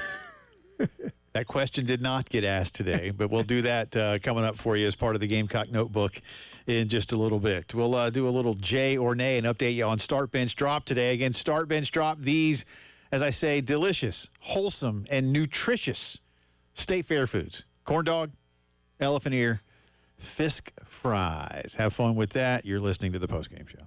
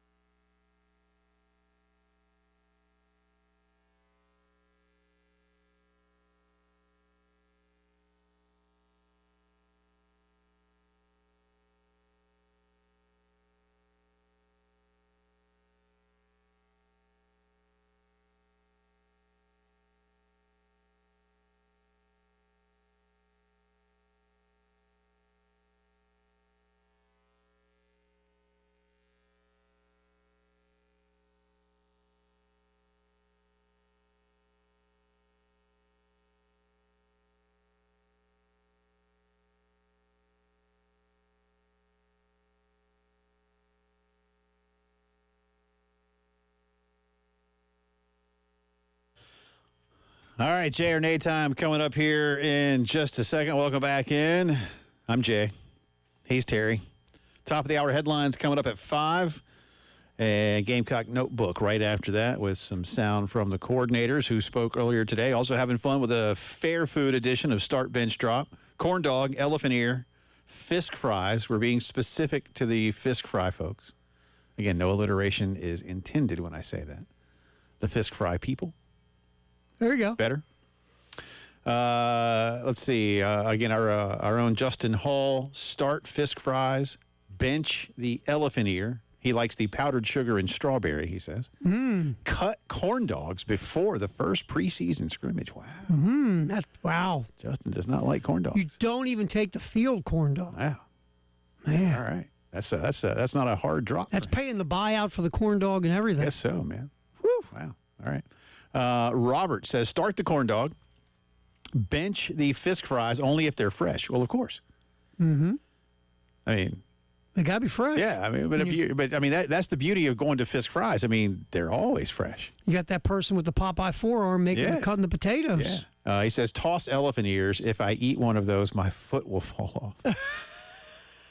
I don't really know what that means, but I'll take diabetes. I guess. Because it's so sugary. I guess so. Get your foot. You could probably get them to just get you a plain one. Yeah, I mean, it's just dough. You don't have to put anything on it. Or you can just tell the person up there, hey, just half the amount of sugar. Mm-hmm. Or like you got a packet of Splenda. Splenda. Can you drizzle some Splenda on there for me, please? Or you just bring them some Splenda. Hi, I need you to put this on here. Thank you. A little Splenda action. Why do I feel like that would be in some kind of Will Ferrell movie or something? Yes. Like, what's the matter? I'm just cutting back on my sugar. Yeah, doctor told me. Yeah. I'll eat this 1,000 calories of fried dough. That's right up there when I worked at McDonald's as a kid. I'll never forget it. Every now and then they let you near the register and you'd wait on people. Yeah, man, I need like that triple Big Mac, a quarter pounder, giant order of fries, 2 pies, and could you throw me a diet soda? Diet Coke. Kind of trying to watch my weight. And I think this is Chris says underrated fair food is warm Toll House cookies in the art building with a box of cold milk. Yeah, I mean that's I'll give you that. I like that. I don't consider that a fair food, but I have done that before. I like that idea. Yeah. All right, what do we got? Oh, you ready? Yeah, game show music. We have more, by the way, and keep hitting us. The Start Bench Drop. Jay or nay, my man. Jason Reed, ESPN, has put out his first mock draft of many. Fernando Mendoza of the Indiana Hoosiers, #1 overall. Jay or nay, if you were sitting there right now today and you had the first pick over on the NFL draft, you taking Mendoza? Whoa. If you were taking a quarterback. Jay. Jay? He's really again, they are really impressing this year. I like Dante Moore. I like Nussmeier. Obviously, I like Lenoris. But, yeah, today, sure. Yeah. Real quick, Jay. Lenoris would be going 9 to the Raiders. Jay or nay? Oh, then nay. God, I don't want him going to the Raiders. It's where your career goes to die. Oh, well, but I'm also, as a Bronco, no, I know. Almost anywhere but in the... I saw that. I hope this does not work out this way. I want you to be a top 10 pick. God love you, but Raiders, oh. All right. Alex Bregman will be able to opt out of his contract in Boston. If you're a baseball team looking for a veteran leader type presence who has won rings, and you need a third baseman, would you sign Alex Bregman? Or is the stink of the trash cans too much for you to get over? I think no amount of cleaning those trash cans gets the stink out. I am not an Alex Bregman fan at all. Not even a little bit, man. I know he's a great baseball player. So for me, since this is a J or nay. You're the GM. Nay. Nay. All right, this is not a J or nay. This is pick one. Okay. Who gets fired first? Oh, boy. And really, we've got rumors of this. Okay. After I came up with my J or nay. Okay. Hugh Freeze or Billy Napier? Well, I know there are multiple reports. Andy Staples, who lives in Gainesville, on his show yesterday said he believes Billy Napier will be let go Sunday morning. Yeah, they got a bye week coming. There's a lot of heat. They did. He and Ari did basically like a, like depression, anxiety, acceptance, all like the 5 stages of grief or whatever. And they agreed with Billy, like one of the answers he gave at his presser yesterday, I guess, or maybe on Monday, that he was at acceptance. Yeah, you have to be at this point if you're him. And they have a bye week, I guess. They play Yep, State they have this a bye. weekend. They're pretty big favorites against State, so they should win that game talent-wise. But yeah, and I think you've seen another report that suggests the same thing. So Well, and there's some talk that people who spend a lot of money in that athletic program are basically saying if you want more of a lot of money, you need a new coach. yeah, And look, we know in a perfect world that shouldn't matter, but, No, but it does. sometimes it does. it does. So I'm going to just say, I mean, they could both. I don't think Auburn's going to fire Hugh on Sunday morning. I don't either. Auburn's got who do they have? I got it right here in front of me. Missouri in at Jordan Hare.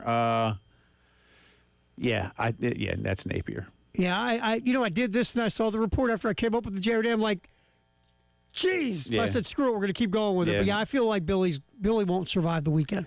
Headlines of the day coming up. You're listening to the postgame show.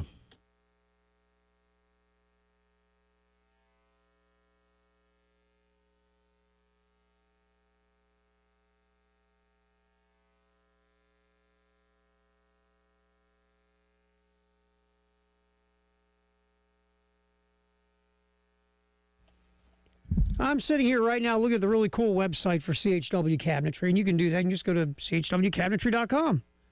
Very simple, very easy. And just look at the work they do. I can sit here all day and tell you how great they are, because they are great, Star and her folks. But look at the cabinets that they make. You look at these cabinets. They will do everything but put them together right in front of you in your kitchen or wherever you want to go with your cabinetry.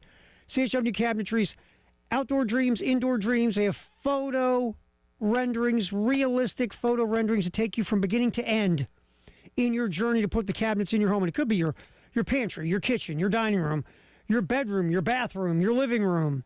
Pick a place, your garage. I don't know. Where do you want cabinets? CHW Cabinetry can help you out. Call them and sit down and do a consultation. 803-520-6837. Make that call, 803-520-6837.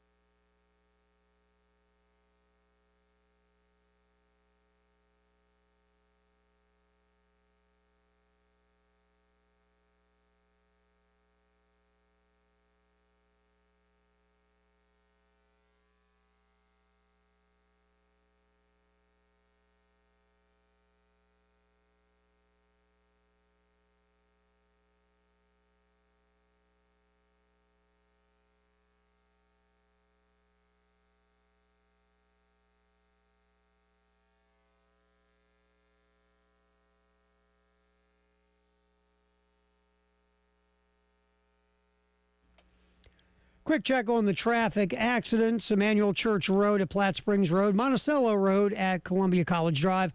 Old National Highway at Two Notch. Pickens Street at Blossom. Polo Road at Two Notch. Also Reimer Pond Road at Eagles Ridge. US 176 Broad River Road at I-20 and US 176 Broad River Road near Highway 20, Lake Murray Boulevard.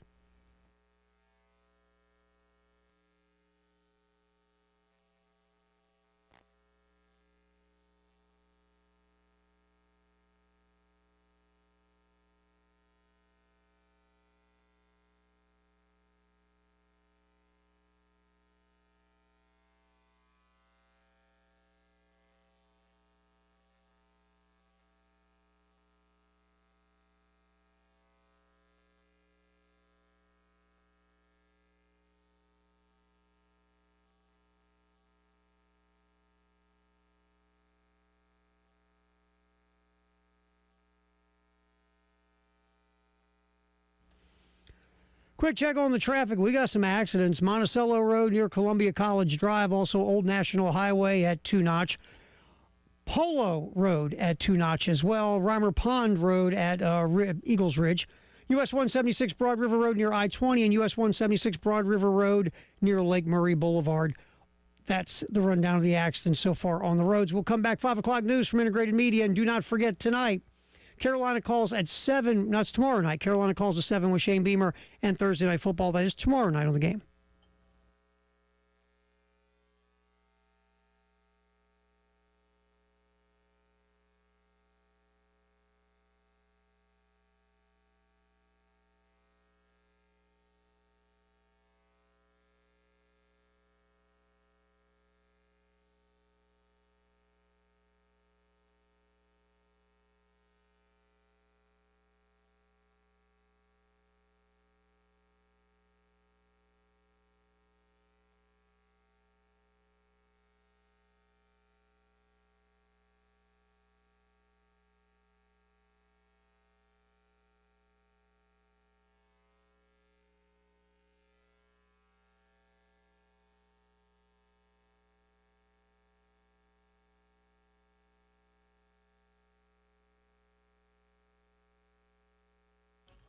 It is 5 o'clock news time here on this Wednesday. Welcome back in. Also, the final hour of the postgame show. Jay Phillips, Terry Ford live with you inside the Herndon Chevy studios. We continue prepping for Carolina, Oklahoma on Saturday afternoon, 12:45 kickoff.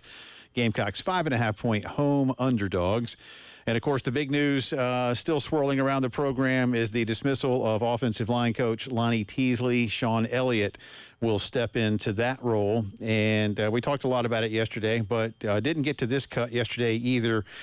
Shane Beamer on what he most wants to see from Sean in the early going. Yeah, I think so.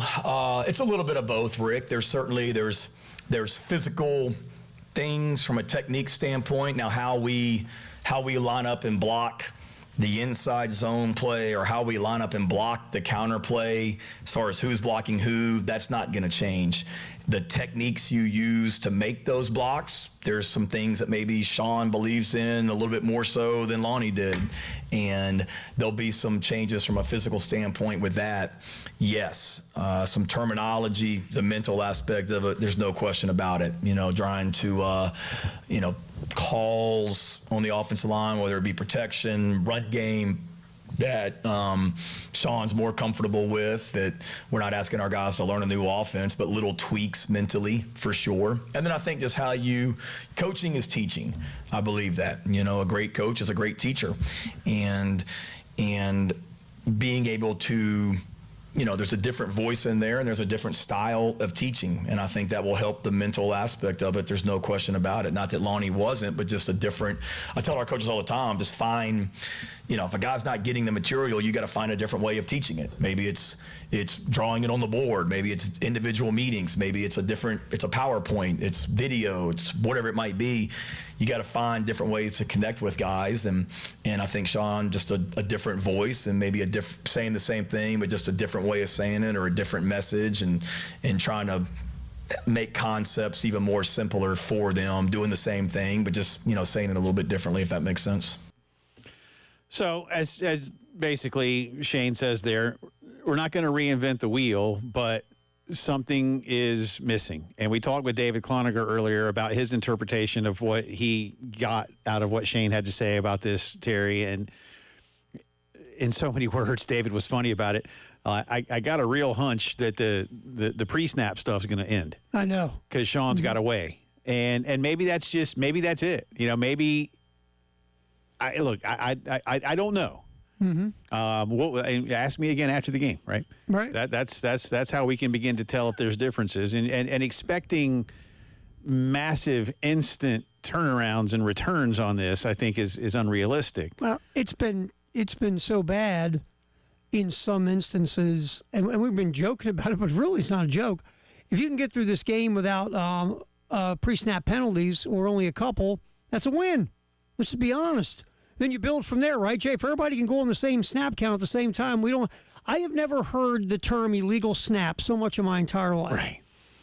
If you can just get those things down to start with, right, then you can go from there. And again, you're right. We're not going to see a 180 and all of a sudden this is a Joe Moore award-winning offensive line. And I think David made a good point when he was talking to us. remember, this is Mike Shula's offense. Yeah. We can't forget this. This is not Sean Elliott's offense. It's Mike Shula's. And everything is going to run through Mike. And we'll just, go from there. But a little bit more discipline would be a nice start. Yeah. So we'll have more from Coach Shula, by the way, coming up in the Gamecock Notebook here in just a little bit. Meantime, as we continue our headlines of the day, Jerry Jones believes that his Dallas Cowboys are still in the hunt for the NFC playoffs, despite being 2-3-1. They lost to the Panthers the other day. But because the Commanders lost, it didn't instantly put Dallas in a big hole. So Jerry said, quote, and I won't do an accent, it just reminded me that we're still in it. If y'all want to play along with a Jerry Jones accent, it just reminded me that we're still in it. I see much parity, and then you factor in that these teams get compromised with injury, and we can have and may have it too, injury he means. But if we should have some good go of it here over the next weeks with our injury situation and return of injury, then we could get some wins. What the hell is he trying to say here? The last thing that I'm thinking about is in any way being out of the hunt. And then he was asked, well, what can you do to help your team? Quote, well, if there's a trade that would help the defense, we're in position to make that trade. Okay. And then he once again tried to justify the Micah Parsons deal. That, quote, that alone has increased our flexibility of being able to look at potential trades, not whereas you might have had hand cramps before. What the? So we're in a position to look at a trade. That doesn't mean we're going to make one.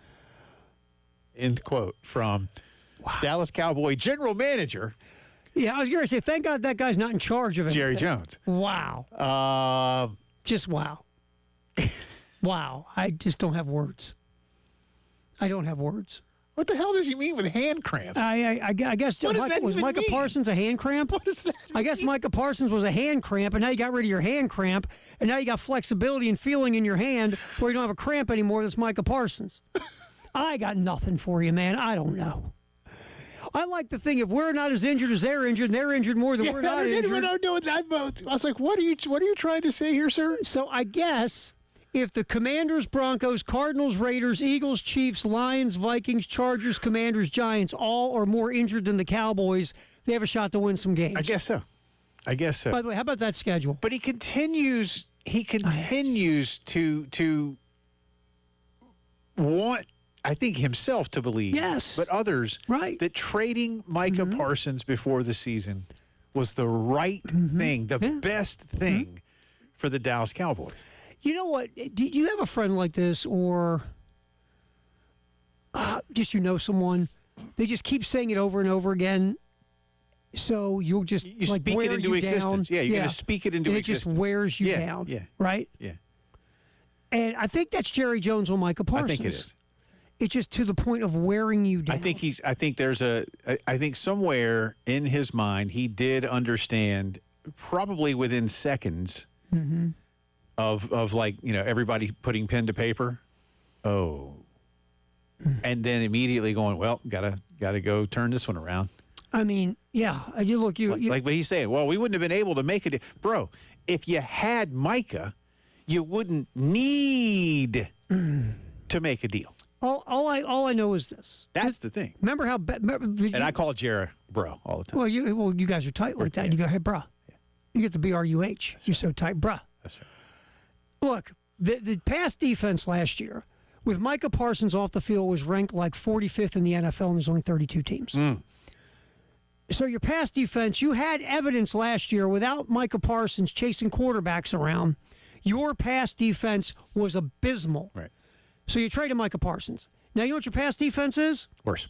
Worse than abysmal. Yeah. You saw it last Sunday. But hey. They don't have a cramp anymore. They can defend the run. That's right. And they got rid of that cramp. Hand cramp. I don't know what that means. I know what a hand cramp is. I just don't know what that means. I'm guessing. That's why I wanted to do this story. As much for the quotes as the news. He's starting to need an interpreter. Because the news is they might make a trade. That's the news. Well, I mean, you know what?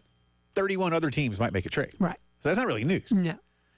I really think that one of his sons needs to become an interpreter. You might have had hand cramps before. Yeah, no, but you don't have any hand cramp now because it's in Green Bay. Your hand cramp's in Green Bay. God forbid we have a future Hall of Famer on the defense. Though. No, don't. Who needs that? No, that's a hand cramp, Jay. Come on now. Major League Baseball playoffs continued last night for the second straight evening. The Los Angeles Dodgers starting pitcher was brilliant. This time it was Yamamoto who went the distance for the LA Dodgers. And he threw, I think, 111 pitches, 81 of them for strikes, whereas the Brewers used all of their pitchers, it feels like. Dodgers win it 5-1. Shohei Ohtani 1 for 5 with a run driven in. I think that nobody, let's see, Hernandez had a couple of hits. Edman had a couple of hits. But anyway, 5-1. LA goes back to the coast with a 2-0 lead in this one. And, again, their bullpen basically in the last 5 days, if you just count some off days and, whatever, and travel and stuff, the bullpen's pitched an inning. Yeah, that's it. In 2 games. I mean, Snell threw that masterpiece in Game 1, and then you saw what happened last night in Game 2. I said this to you when you and I were yipping on the phone earlier today. I love this, and here's why. It's showing you what dominant starting pitching still can do in baseball. Baseball has tried everything they can do to kill off the dominant starting pitcher, right? Yes. I mean, the minute a pitcher gets to 90 pitches, alarms go off in town. Or, that exit velocity for that hitter was 104, and if it's more than 102, then that means our guy's lost his stuff. Got to get him out.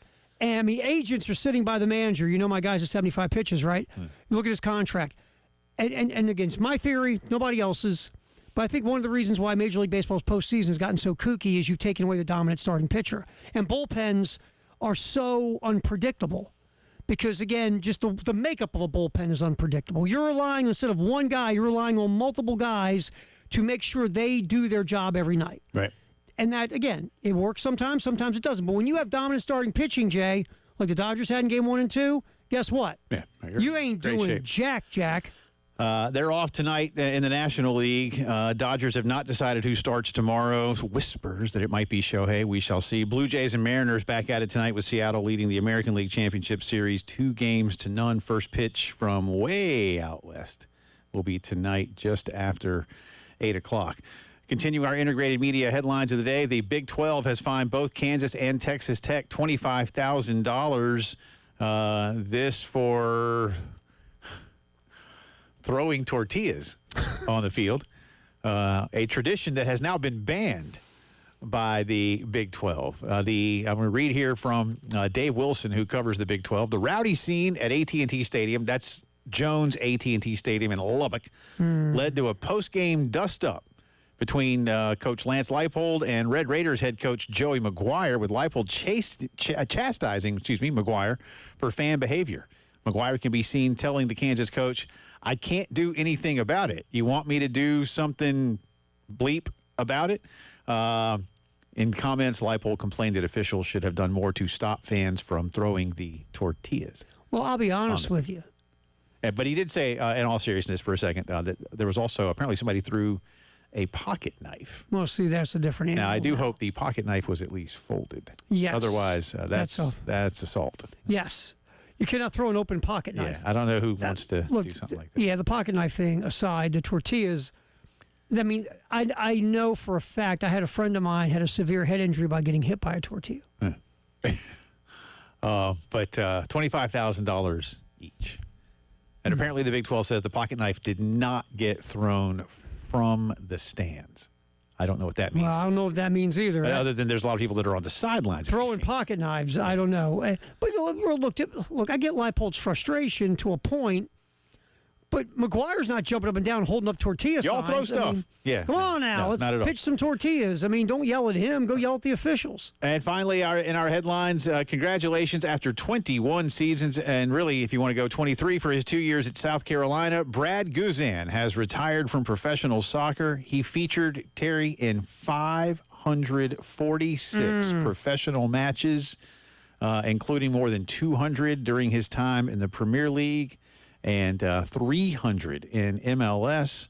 He also was on 2 United States World Cup teams and helped lead the USA to 3 Gold Cup titles in his career. Played 64 times for the United States. Again, 201 appearances in the Prem, 301 in MLS, and played a little bit in some other spots as well. But congratulations to former Gamecock Brad Guzan, one of the best ever to do it for the United States, hanging him up after 21 years in pro soccer. He's done all right for himself. Very nice. He'll be on TV pretty soon, I would think. All right, that's our integrated media headlines of the day. We'll get you some sound from the coordinators who spoke today as the Gamecocks prep for the Oklahoma Sooners. Gamecock Notebook is next.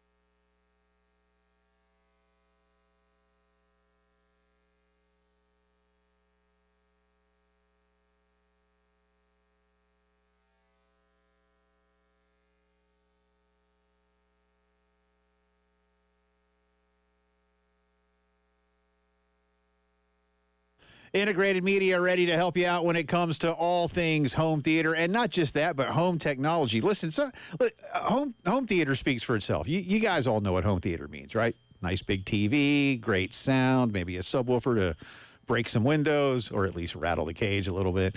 But there is so much more to home technology with Integrated Media because they can do things like install your video doorbell. If you've just gone and bought one from a big box store and you're like, uh-oh, I can't do this. Or maybe you want a complete security system. They install those with video cameras and the ability to control all of that from an app on your phone. If you are moving, they can get all of your stuff now, box it up, package it properly, reinstall it once you've moved. Maybe you're building or remodeling and you want a brand new home theater system. They can do that for you too. And they make house calls. Whatever you might need with home technology, they're the best. 803-948-8327. Work with my friends at Integrated Media.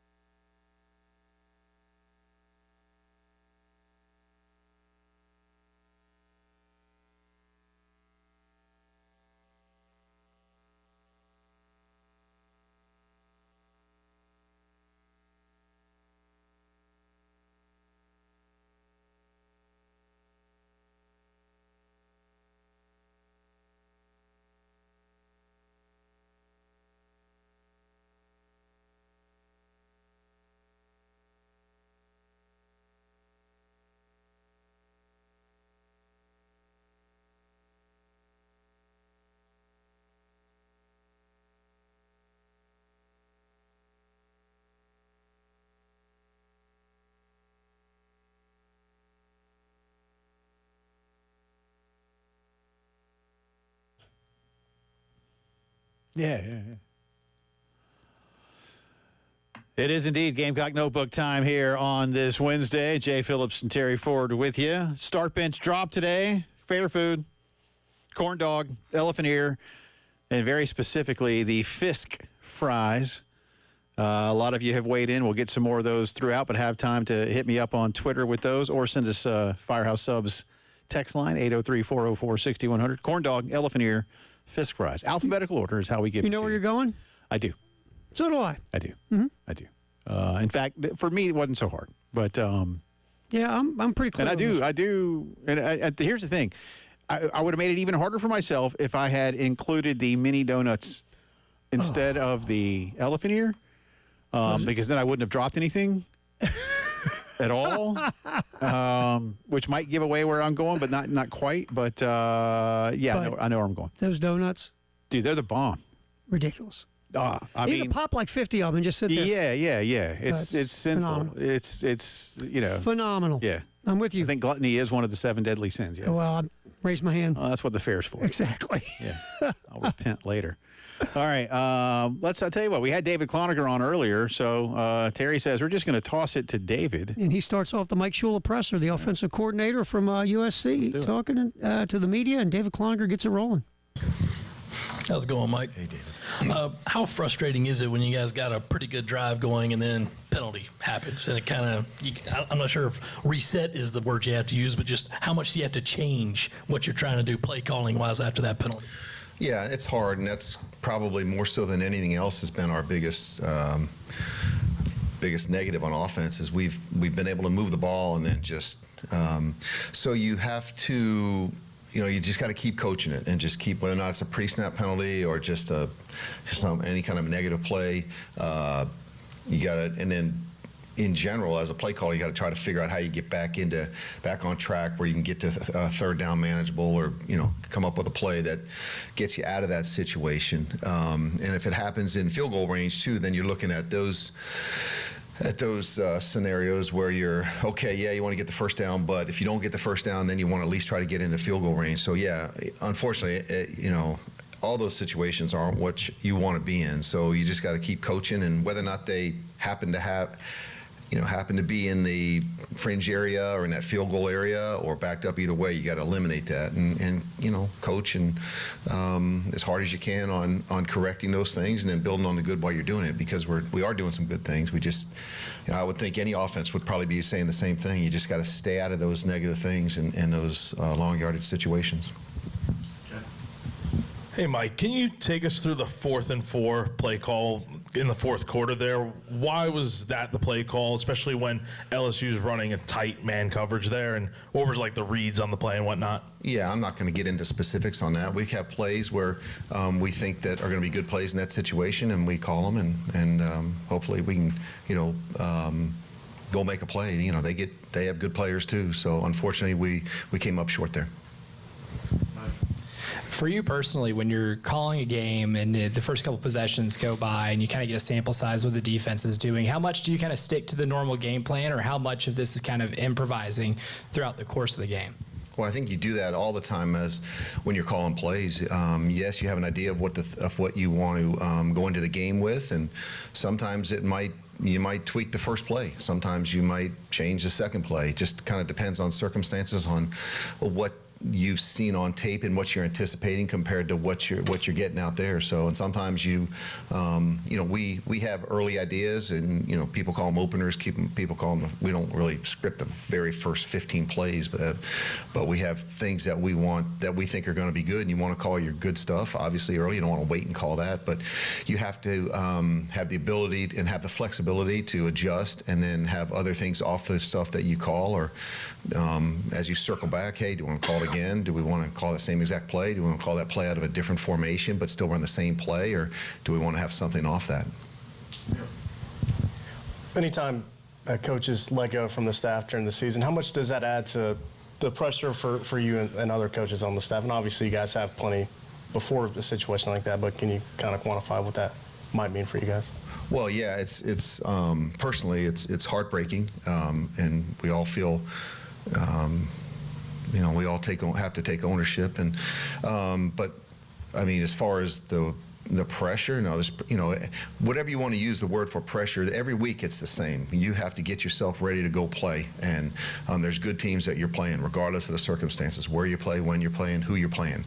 And if you don't feel that way each and every week, you're kind of missing the boat. You have to prepare like this week is the next game and the only game.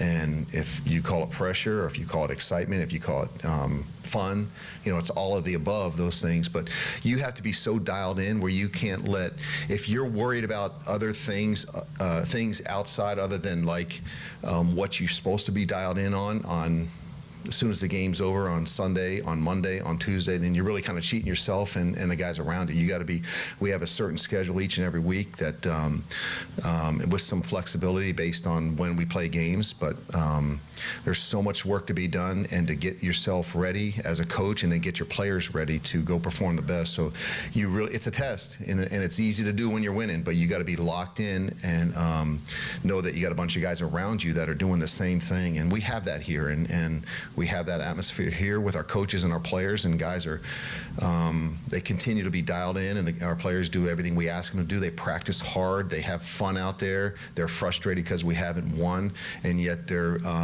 playing and practicing like, with a lot of confidence and believing, and that's what you have to do. And you have to instill that in yourself and the players around you, and you ask them to do that amongst themselves, and because that's going to give you the best chance to go win. Play with confidence. Be upset. Okay, don't be satisfied by any means for where we're at, but also know that we're not that far off, and believe that, and just dig down a little bit deeper.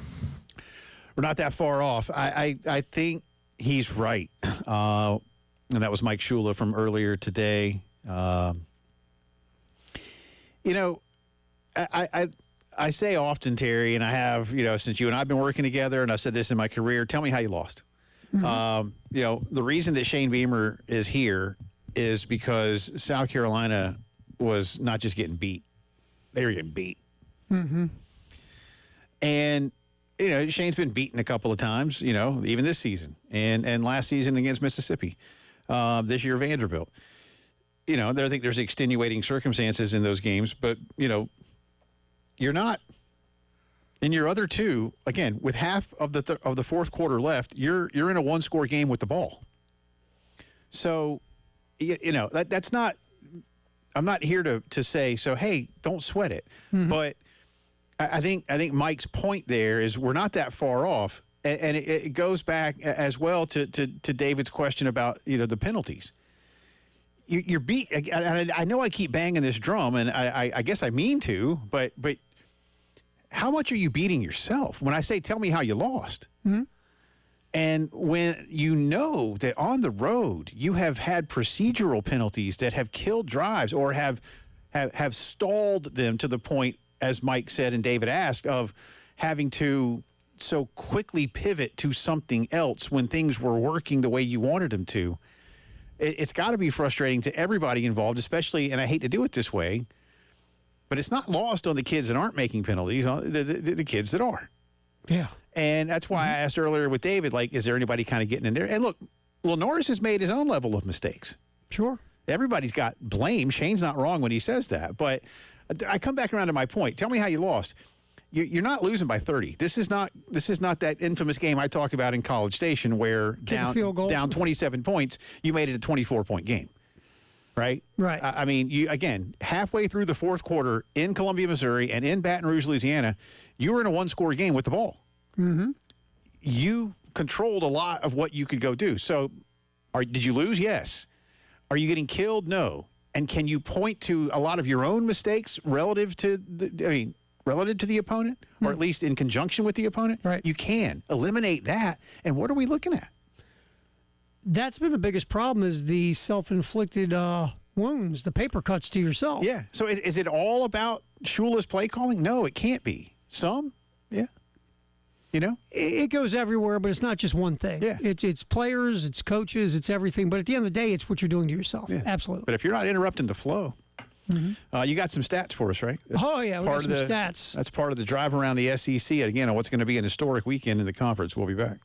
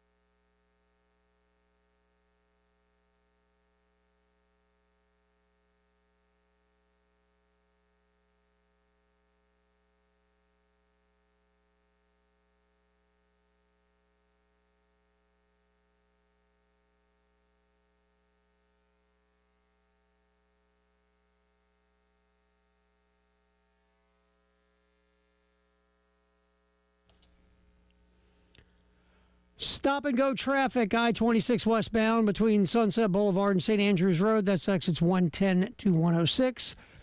Accidents in Columbia Faro Road at Hardscrabble.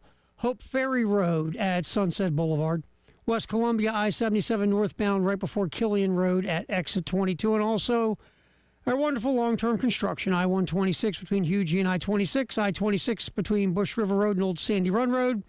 And I-20 between I-26 exit 64 and 65 at Broad River Road.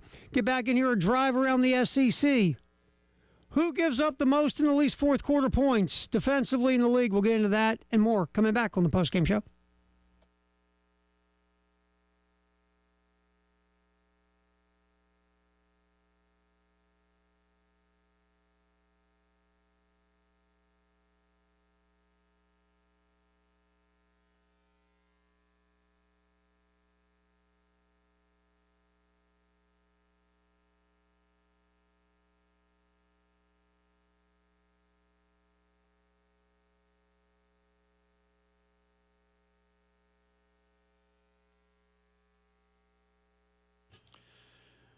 It is Drive Around the SEC time.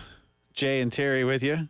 Before we get to Terry's stats, John wanted to weigh in on what we were just talking about with Mike Shula and others around the Gamecocks. John, good afternoon. How you doing? Yeah, John. Hey, how you doing? Doing well, man. Hey, man, I just had a comment, man. I do understand that. I understand what Coach meant. That the other players do have good play. But I guess for me, man, it's like I feel as if the program has gotten so large as far as college football in general, that these coaches are making a lot of money. And I understand that there has to be a winner and a loser, but at some point, you do got good players. He has good players. When is the investment in Shane Beamer and all this other stuff? When do we get the payout? Or do we just accept mediocrity? And I just feel like that's what the program has become. We're not talking about being champions. We're not making, just speak on that. Just, are we too soft, or are we, what's going on? Well, thanks, John. Yeah, Appreciate it. I mean, look, I'll take it from a general and specific standpoint. Listen, already this season, we have seen the head coach at Penn State, Arkansas, Oklahoma State, and UCLA be fired during the season. Am I forgetting anybody? No, I think Oregon State. Oregon State just did too. Mm-hmm. Oregon State, correct? Yes. This weekend. Oh, and Virginia Tech earlier. Did you hit that? Yeah, Brent Pry. So so there's another one. Wow. Again, what a crazy year. Mm-hmm. We're probably going. Again, there are multiple stories out there that suggest that Billy Napier is probably going to be let go after Florida plays this weekend because they have an off week. Mm-hmm. And that an interim can at least have a week to, kind of settle things. I say that to say there's a level of accountability there. Hey, you're not getting the job done. You're out. No. Now, let's come specifically to South Carolina in 2025. For the first time in his tenure as a head coach, because it's only been here, Shane Beamer fired a staffer midseason. We have seen Shane make adjustments midseason. We have seen him take some levels of responsibility from a couple of coaches midseason, but we have not seen him fire one. So there's accountability. John, I get where you're coming from. I don't think anybody wants to accept mediocrity. Yeah, no one's settling for it. I hope I don't think that's the case for most folks. Yeah. Do you? And last year, a chance at a 10-win season, which is very rare here, mm-hmm. was there. You lost your bowl game by 5 points. Let me throw a question at you, because I think, like, John, it's frustration, and I get where John's coming from. Yeah. And part of it is this maybe, and look, obviously you lived 5 minutes from the campus your whole life. Here's the thing. You come out of last year, you go on a 6-game winning streak, and you beat some teams that people didn't think you could beat or would beat or you haven't beaten in the past, right? And you on that cusp of 10 wins. You come into the year preseason top 15, first time since the Spurrier era, you've been getting this kind of love. Yes. You got a dude you think you can be in New York for the Heisman. You got a guy that think can win all sorts of defensive awards. And you're 3-3, man. Yeah. And it doesn't look like anything you thought as a fan. I'm sure Shane Beamer figured he'd be sitting at 3-3 at this point. And I think it's just we thought we were past this, and here we are again. Maybe that's some of the feel like John. I'm trying to speak for John because he has his own mind, but I feel like I get that from people I talk to. It's just they thought they were past this point, and now you're back at it again, and that's frustrating. And it is. Trust me. I look. As someone, but Terry, you tell me, as you mentioned, I have seen a lot of this in my lifetime, and I know South Carolina's historical record, by and large, and where things are. But I do ask this season, if, and again, it has to be an if, and again, this isn't me making excuses. This is me asking a question. If Lenoris doesn't go down against Vanderbilt, is that a different game? Doesn't mean Carolina wins, but is it a different game? I think so. In Columbia, Missouri, and Baton Rouge, Louisiana, if instead of making 6, 7, or 8 procedural penalties, you make 2 or 3, how different is your game? And I don't even want to bring into account the fake punt play or something like that. I just want to bring in what you are, not what you can't control, but what you can control. But if your offensive line was a little bit better, a lot better. And so there's a level of accountability there. I think we're seeing it. There's only so much you can do midseason, but again, it's kind of baffling when most of what you can control, you could say, held you back. So, they are close, but close doesn't count. No. And I get it, but I don't think there's a settling for anything. I do not pick up that particular vibe. No, I don't either. I think, and just, all right, let's break it down in compartments really quick, and then we'll get to my cool, fancy stats. Yes. Here's the thing. Okay, first of all, let's start. Fan base, I think there are people like John, the fan base, this should be better. This should be better now. If it's off of last year or just in general. Yeah, why is the line making these mistakes? That's a fair question. I don't think you look at Shane Beamer and if Shane Beamer was settling for mediocrity, Lonnie Teasley would still be the offensive line coach. Correct.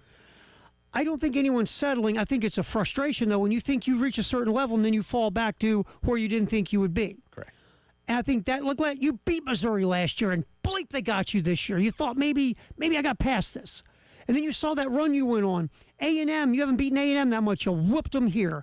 You embarrassed Oklahoma in Norman. You did all these things where you could puff your chest, right? So you feel like, okay, maybe we can puff you more chest this year.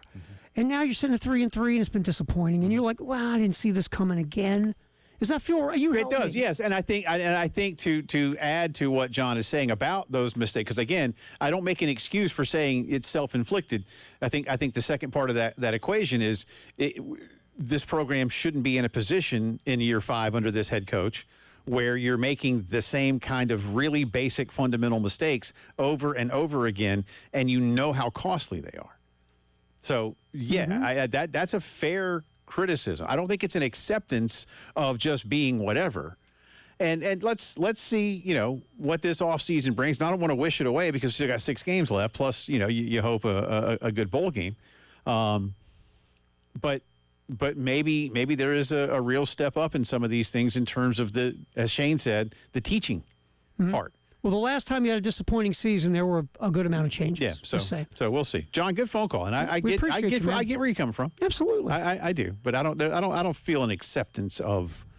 It's fine. I don't. And there should never be. No, to the point. And you know what? With all the money they're getting ready to spend, hell no, there shouldn't be an acceptance. Yeah.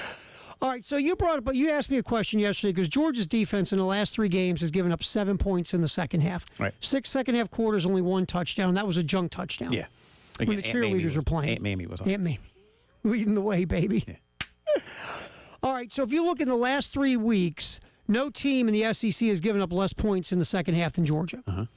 The closest is LSU, 10 in the last 3 weeks in the second half. Texas also at 10, their defense. They shut out Oklahoma in the second half of that game. This one's interesting here. Where's the one I wanted to find? Was it Alabama? Yeah, Alabama. No, because Alabama gave up 14 to Tennessee, but then they also gave up 14 last week in the second half. There was one team in here that had one bad half. Besides that, they've been playing pretty good all year. Missouri, by the way, all the way through has only given up 32 points all year in the second half. Texas all year has only given up 24 in the second half. LSU only 27 in the second half. Those are the 3 best all year long. Wow. Now, again, some people had non-conference schedules tougher than others. Right. But those are the ones that have been the best all year long. But Georgia in the last 3 weeks, no one's defense has been as good in the second half. 2 second half shutouts. They've been phenomenal in the second half. And, if you look at Georgia's the one I wanted to give you. Take away the Tennessee game where they gave up 20 points in the second half. Overall, the rest of the season, Georgia has given up 17 total points in the second half. Right. That Tennessee game became a shootout. It was crazy. Yeah. They gave up more points in the second half of the Tennessee game than the rest of their games put together all season. So you can make that. Wait, did they get that one OT, right? Yeah. Remember the Tennessee kicker missed a kick in regulation. Yeah. So yes, Georgia has been a beast besides the Tennessee game all year in the second half defensively. South Carolina, if you're just interested in the last 3 games, has given up 30 points in the second half in the last 3 games. That's not the worst though. Right. That's not the worst. There's teams worse. Arkansas, God love them, 46. Mississippi State, 48. Auburn has given up 34. Florida has given up 40. Wow. Yeah, Vandy has really hit the skids. The last 3 games, they've given up 42 second half points. After only giving up 3 second half points the first 3 games. Yeah. And Tennessee, you want to hear it? We're going to a break. Tennessee has given up double-digit points in the second half in almost every one of their games. Wow. Here you go. Wow. Good stuff. Good stuff. That's the drive around the SEC. We'll do a little Jay versus the Internet coming up.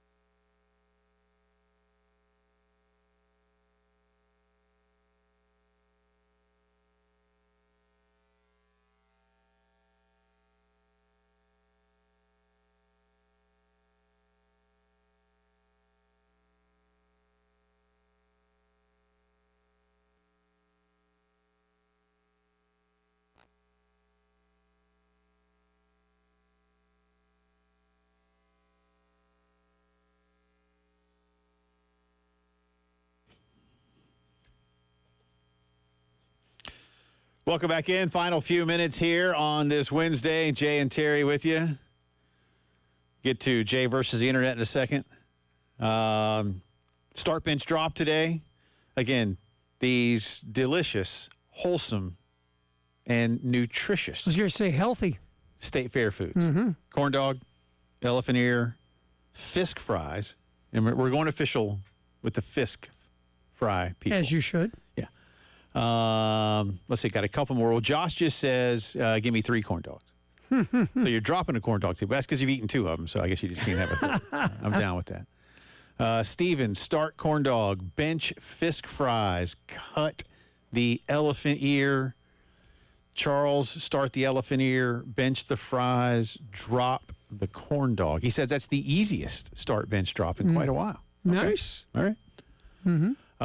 And all Brent said was, at this moment, I'll drop the corn dog. So I don't know which one's starting or being benched, but the elephant ear and fries are starting. He knows what he's not doing. Yeah. All there right. you go. I am starting the foot-long Bailey's Pronto Pup corn dog. Look at you go, man. Not Okay. even. It's just not even. Okay. And I am benching, but coming off quick. Maybe the first TV timeout. The Fisk fries. And I'm getting the jumbo. And yes, Terry Ford, I am smothering them in salt and vinegar. Why would you defile such a wonderful tasting French fry with vinegar? Quite the opposite, Oh, sir. yeah. Quite the opposite. Oh. And I will reluctantly drop the elephant ear. Again, had that been the mini donut, we may have had a different Mini donuts are good. bench Dude. player. I don't know. I can't really tell Those you for things sure. come right out, But and man, they're hot and ready to go. Ooh, yeah, it's good. oh, I like watching them. They flip that little That thing, flips them flipper over. thingy. Yeah, exactly. Great. All right, what you got? I'm starting the fries. Okay. I love those kind of fries are the best. Yep. And then I'm going to bench the elephant ear because I love a lot of fattening dough covered in God knows whatever. Don't care. Hey, what do you think's on a corn dog, man? And then I'm going to drop the corn dog. I'm just, I've never been a huge hot dog guy to begin with. I got you. But so I will drop the corn dog, but I'm starting the fries and I'm benching the elephant ear. I got you. love that stuff. Good stuff.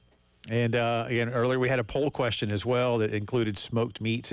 Smoked meats finished fourth. Whether you like the, again, I Smoked like meats are the good. the pork chop on a stick. See, I would put this ahead of the corn dog for me. Yeah, I get you. Just for me, it's my personal thing. And the turkey legs and such. Oh, they're all good. Yeah, good stuff. All right, let's do some. All right, you were Reach. 2-1 yesterday. You only had 1 loss. You did all right. I know. Yeah, it was Florida International. You had 1 loss, but besides that, you did good. You did good. You're still ahead. Told you game Arkansas ahead, State man. was going to cover. Well, it's because you know so much about Arkansas State, and you're such a degenerate. I know a guy. All right, here we go. I made a bet at Riverfront Park, or whatever they call them. Where do the Reds play? Great America. I don't know what it's called. Your buddy Bohannon? Yeah. He giving you info? Made a call. All right, Toronto at Seattle. Who wins Game 3, American League Championship Series? Seattle. All right, they make it 3-0? I think so. I'm rooting for that. Nothing against Toronto. I want to see Seattle get to the World Series. Yeah, Toronto's won the World Series. All right, now we jump into some college football. Delaware, Jacksonville State. Delaware, 2.5-point favorite. So we got the Hens versus the Gamecocks. See what happened there? I mean, but a Gamecock should take out a hen. Gamecock's angry. Well, yeah, but I mean, guess a hen could get angry. But I mean, a hen can get angry, and you going can't really be beat. Hell hath no fury, right? Is a hen scorned? Let's Is that do the way it goes? Delaware as a favorite. Yep. Yeah, give me the Blue Hens. All right, give away that 2.5. A game with 2 teams combined 1 win. UTEP, who has the win, winless Sam Houston State. UTEP 2.5-point favorites. Where's the game? The game is Sam Houston State. Give me the fighting Sam Houstons. I don't even know what their mascot is. It's a guy named Sam. So it's just some dude named Should Sam. be Yosemite Sam or something. Or Sam Elliott. No, what, They have Sam Elliott. what is Sam Houston State? I'm gonna find that out. Let's take a look. I don't know. Find that out. I Would be know funny if it I was know Sam UTEP Elliott. is the Miners. Yep. Yeah, I'll take Sam Houston to get their first win. All right, you're the man. Look at you go. They're the Bearcats with a K. It just doesn't fit for Sam Houston State. That really doesn't. And why K? Yeah, they're not a Bearcat, man. Should be like a gunslinger or something, right? It's Sam Houston Maybe, State. do they have a lot of Bearcats with a K in Texas? Yeah, I guess there are a lot of Bearcats with a K running around. Phil Longo is their coach. Yeah. He stepped in there and took the gig, Phil Longo. He's been around. Yeah, and last time we saw him, he had a rough time in Wisconsin as the OC. Yeah. For Luke Fickle. Didn't have a great. He had a little bit better run in Chapel Hill. Oh, he had pretty well. That helped him get the gig. Remember, he got a little parting of the waves there. Didn't he go to Pitt for a minute and then ended Let's up see, at Sam Ole Miss. Wisconsin? He's been at Sam Houston twice. Well, he was the OC. No, not Pitt. Where was he at after North Carolina? Is that Wisconsin? Wisconsin. Okay, so he didn't have a stop. Mississippi for 2 years, North Carolina for 4 years, and Wisconsin for 2 years, and now he's the head coach of the Bearcats with a K. With a K, yeah. Get that right. Yeah. See y'all tomorrow. Yeah.